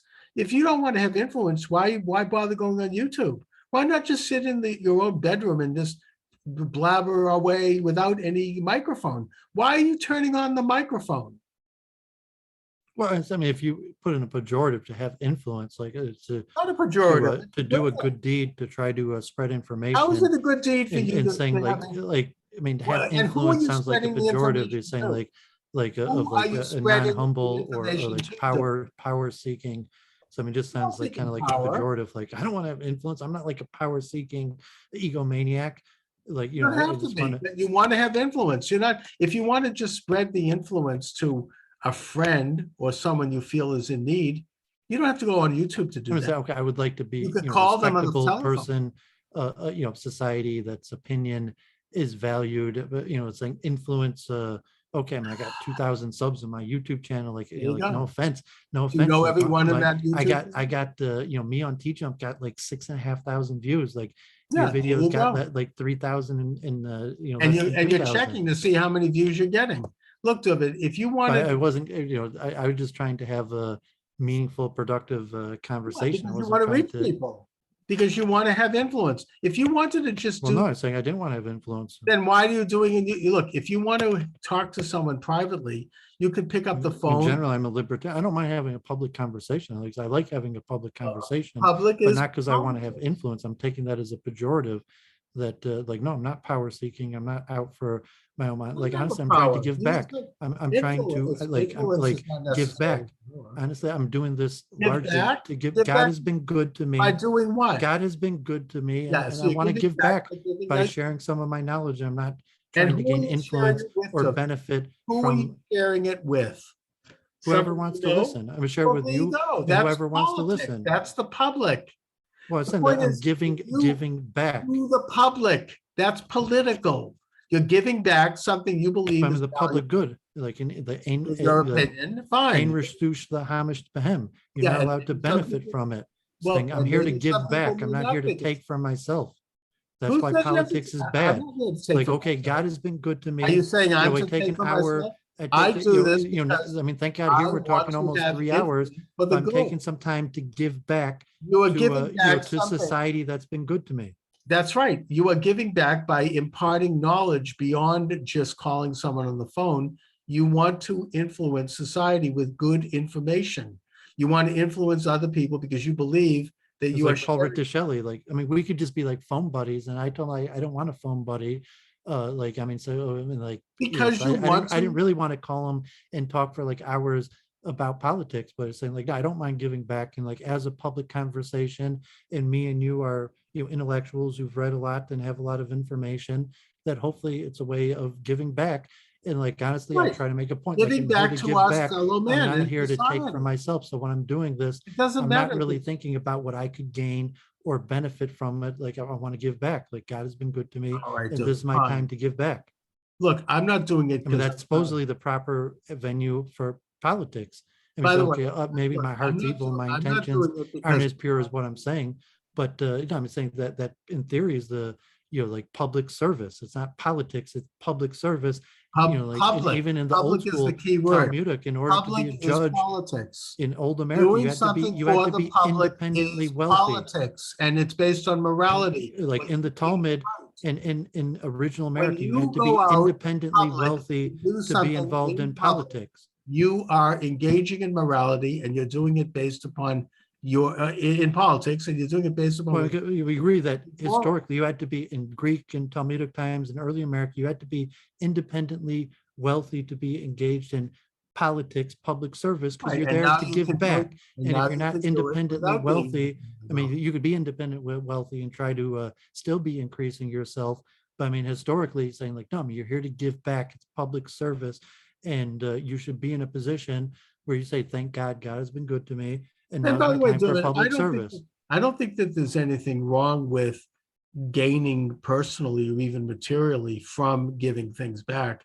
You know, if you write a book, there's nothing wrong with wanting to have sales of that book and benefiting from that. You know, this doesn't mean that that's why you did it. It Yeah, but doesn't, in public service, they're saying like, no, I mean, that's in right. theory, It's a like public there's service. behest, like you shouldn't benefit It's a from it. public It's a public service service, and when you benefit because from you it, are it involved. detracts from the public Not service. So if necessarily, there's networking, not so if you make a necessarily. bunch, if you're like, you know, you have a company and you make a bunch of networking, and then I mean, but like, no, I'm pretty strict on that. Just like the Rambam says, you can't take money for teaching Torah. And it's like public service, you can't benefit from. So I if we mean, I network don't know, you know, I and think then like, okay, like I'm selling my books and people go to my eBay channel and buy my books, or if you're a real estate agent and or whatever your business is, and you use those connections do you get to paid for anything? further your business. How do you support? But but I mean, no, I mean, a lot of the, you know, Are the you Greek supporting yourself or do you American think independent? Talmudic is say that you shouldn't benefit from it. It's a public service. And when you benefit from it, detracts from it, even say it's forbidden to benefit from it. You know, something, I mean, look, do you, I mean, do you support yourself? Do you earn money when you sell Yeah, I books? mean, I do. You know, you're doing a public service to it by offering the public very interesting books. But yeah, you also get paid for that. There's nothing wrong with that. And Well, I'm saying that's my business, but I say but politics, I it's also like, it's also, so you're saying like, look, I write books that I care about topics that I care about because I want to impart information to the public. I believe that it will improve society. I believe that I'm improving the world in the broad sense by imparting this information that people may not otherwise get in other sources. And I feel good about that. I feel like I am making a difference that will outlast me well, after I I'm mean, I dead. appreciate it. That's why, I mean, But God I bless you. also get Keep on writing paid. books. I also get paid every Well, time yeah, I someone didn't say buys, there's any problem with that, but I saying and public I service, want to be if you're paid. not in a position to be independently stable, you have no place in politics. I mean, in current modern society, it's not like that. I mean, historically, in the time of Talmud and even to the basic America, you had to be independently stable so that you could do public service. And if you're not I think independently that's fine. stable, I you think can't that's do reasonable. public service because you're Yeah, going to be public service needing to because make they, money off of right, it. they So, might make so you compromise. shouldn't run for office so that you can make money for it. You shouldn't be, you know, I like a agree with you. political broadcaster so you could make money off of it. You should be, you know, a person who's successful in the world, and then you're capable of giving back and doing No, public look at service Dylan, I and agree asking for with you nothing in that return. when you are making money from it and you're supporting yourself from it, you know, there is a corrupting element, a, if I may, immoral element to it because you're doing things that may not be moral, to bring up a concept. And also, but you know, look, I mean, you know, and I also understand this idea that you have to be more you know, financially stable. You should be to get involved in public service. I agree with that. I think that people who go into it because they're trying to figure out how to make money, that is a corrupting element, and they may do things that are immoral. They're there to get into power so they could force the government to get to you know, redistribute wealth. Basically, That's that's our right. current And system. I agree with that. You should not be doing it. Doesn't mean you can't make a profit from it. Why not? But if you're doing it for that reason, or if you're doing it because you're trying to, like, and you're not well off and you're trying to figure out a way to get well off, yeah, there could be some serious moral compromises in that way. It's one of the things I I'm admire. saying, I mean, even, I mean, Rambam said it's forbidden. Saying they went to rabbis or rabbinic courts who funded it out of their Yeah, own but what pocket. I think They that were what businessmen and accomplished, and they're Talmudic scholars, and they opened up as synagogues and rabbinic courts at a loss of their own money, yeah, because that and was look, their I mean, obligation as a that's man. right. God was good. God was good I to us, understand that. and he could do a public But when they service at open a those things, personal loss to myself. That's right. But that And is saying, what's okay, I called. trust God will reward me in my business Fine. in venues that I could do this at a personal Well, loss. David, that's what's called good politics. They are doing it. Well, public service, that's what it means. That's why it's called public service, Yeah, and it's also, not politics. yeah, public. That's politics. They are getting involved in their public community People for say good public reason, servants, like as you public work for me. political servants, because they want to do good to improve their communities, which is political, and they're doing it for moral reasons because they can, because they're stable. That's what I think about, like, for example, Donald Trump. He didn't gain financially from getting into politics and running for president. He lost money. He had his businesses shut down. He was boycotted. His daughter had to shut her business down. He had to have all kinds of crap thrown at him. He did it because he wanted to give something back to his society. He wanted to get involved in politics as a public figure because he believed that his ideas could improve his society. That's why he did it. And that is political. He didn't do it for personal gain. Yeah, when there's people having personal gain, that is troubling. There are laws against that. Those are moral laws. Like, for example, you're not supposed to take gifts if you're president. You're not supposed to be able to do stock trades when you're in Congress overseeing companies that you can profit from. These are, and people are doing that. So Pelosi made millions doing that. And she's denying that it's immoral. It is immoral. The point is that, yeah, you shouldn't be personally gaining from being in politics. That doesn't mean that you can't get paid to be in politics within reason. I mean, there are very complex laws around that regulating it. I don't think that it really gets down to a question of, are you doing something for the money because you will get paid? That's when it is corrupt, and that's where we have to reform that. We have to expose that and find out whether or not that's happening. But that doesn't mean that making a profit. That doesn't mean that my getting royalties for my books when they're sold. That doesn't mean that I'm doing it for the money. It doesn't mean that I'm doing things in those books that I think are going to make money. I may, in my case, I'm not. But I get the fact that there is corruption as part of this. That doesn't mean that people shouldn't get involved in advocating for the good in this society and giving things back to their society. That is called politics, and that is an issue of morality as they see it. When you get out and you debate an issue, you are debating with other people who may disagree the moral efficacy of your position. In other words, whether or not this is something that's good for other people and for your community, whether or not you are giving something back or are you taking something away. That is a moral debate. And when you step out in your community and have that debate, you are engaging in politics. Doesn't mean you're greedy, doesn't mean you're trying to gain something from it. But if you are, we need to expose that. That is a side of it. That's a darker side of any endeavor. A rabbi who doesn't ever get involved in politics, they can be involved in corruption. Who knows what they're doing? Maybe they might be messing around with young girls. I mean, we don't know. There are all forms of corruption. We're fallen God beings. forbid. God Well, I'm forbid. just trying to explain The point I'm why I making do this, here is how it that fits just in because you with get my. involved in politics doesn't mean that you're necessarily doing stuff for impure reasons. That's something that permeates all. That's called temptation. I mean, that's called sin. I mean, that's something that is permeating all of us. And that, yeah, when you're doing it in politics and public, it's worse because you actually are influencing and affecting the lives and the freedoms of other people. I mean, if you're messing around in your own home or you're doing something that's not right, you're going to hurt the people in your home, and you are going to hurt the broader community in the general sense, but not as directly as if you're doing it like, you're passing laws that are going to hurt entire groups of people. That's corruption. And if you're doing it for money, then it pox on you even more because that's part of the human condition. Doesn't mean you can't get involved in a good way in public advocacy, which is politics. And these rabbis, when they speak publicly, they are getting involved in politics, whatever they want to call it. And they are making moral judgments, whatever they want to call it. So I'd like to debate them. Anyway, David, we should wrap it up. Okay, yeah, great. We're almost 3 hours. I just make one final point. A little Hebrew expression, Talmud Chacham Reshus Harabim. I remember I heard that when I was fresh in New York, and it hit me. I say it quite often. It says, "A wise man is public property." And like theologically, it's like if you learn Torah, it's not yours, it's God's. It's your obligation to give it over to a fellow man. I think there's a verse, something Perkei Avos, that says something like, if you've learned a lot of Torah, don't be proud of yourself, because that's what you were created to do. And you're obligated to help other people and to share it with other people.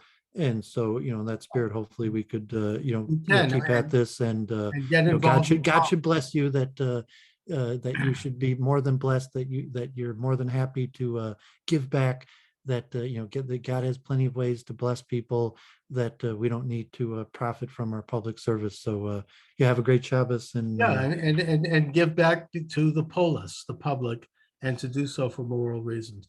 Anyway, David, why don't we get some religious thinkers on this show?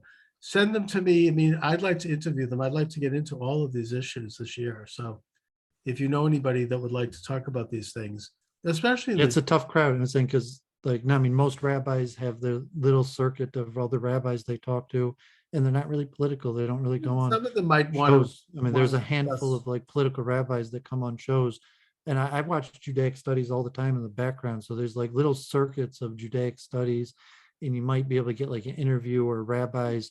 Don't they write But, books? Don't but they? like, no, I mean, there's not much intersection, like intersectionality. There's not much You know intersection. who actually is an interesting rabbi who does public and who is in politics? Rabbi Yisrael David Weiss. Rabbi Daniel Lapin. Yeah, but there's a handful of rabbis that do it, and then like, I don't know how to book them. But Yeah, your average rabbi is not going to want to do it. No, And but there are even people your who average do. like Judaic Look, studies, your the average rabbis that person- have their podcasts. Your average person isn't going to want to do a podcast, period. I mean, because they don't want to do this, but But even the ones that were already doing podcasts, there's not much intersection between genres. whatever. I think we could maybe get Rabbi Lapin or something like that. Anyway, David, I'll talk to you later. Good Shabbos and have a good evening. Okay, yeah, great. Shabbat shalom. Bye-bye.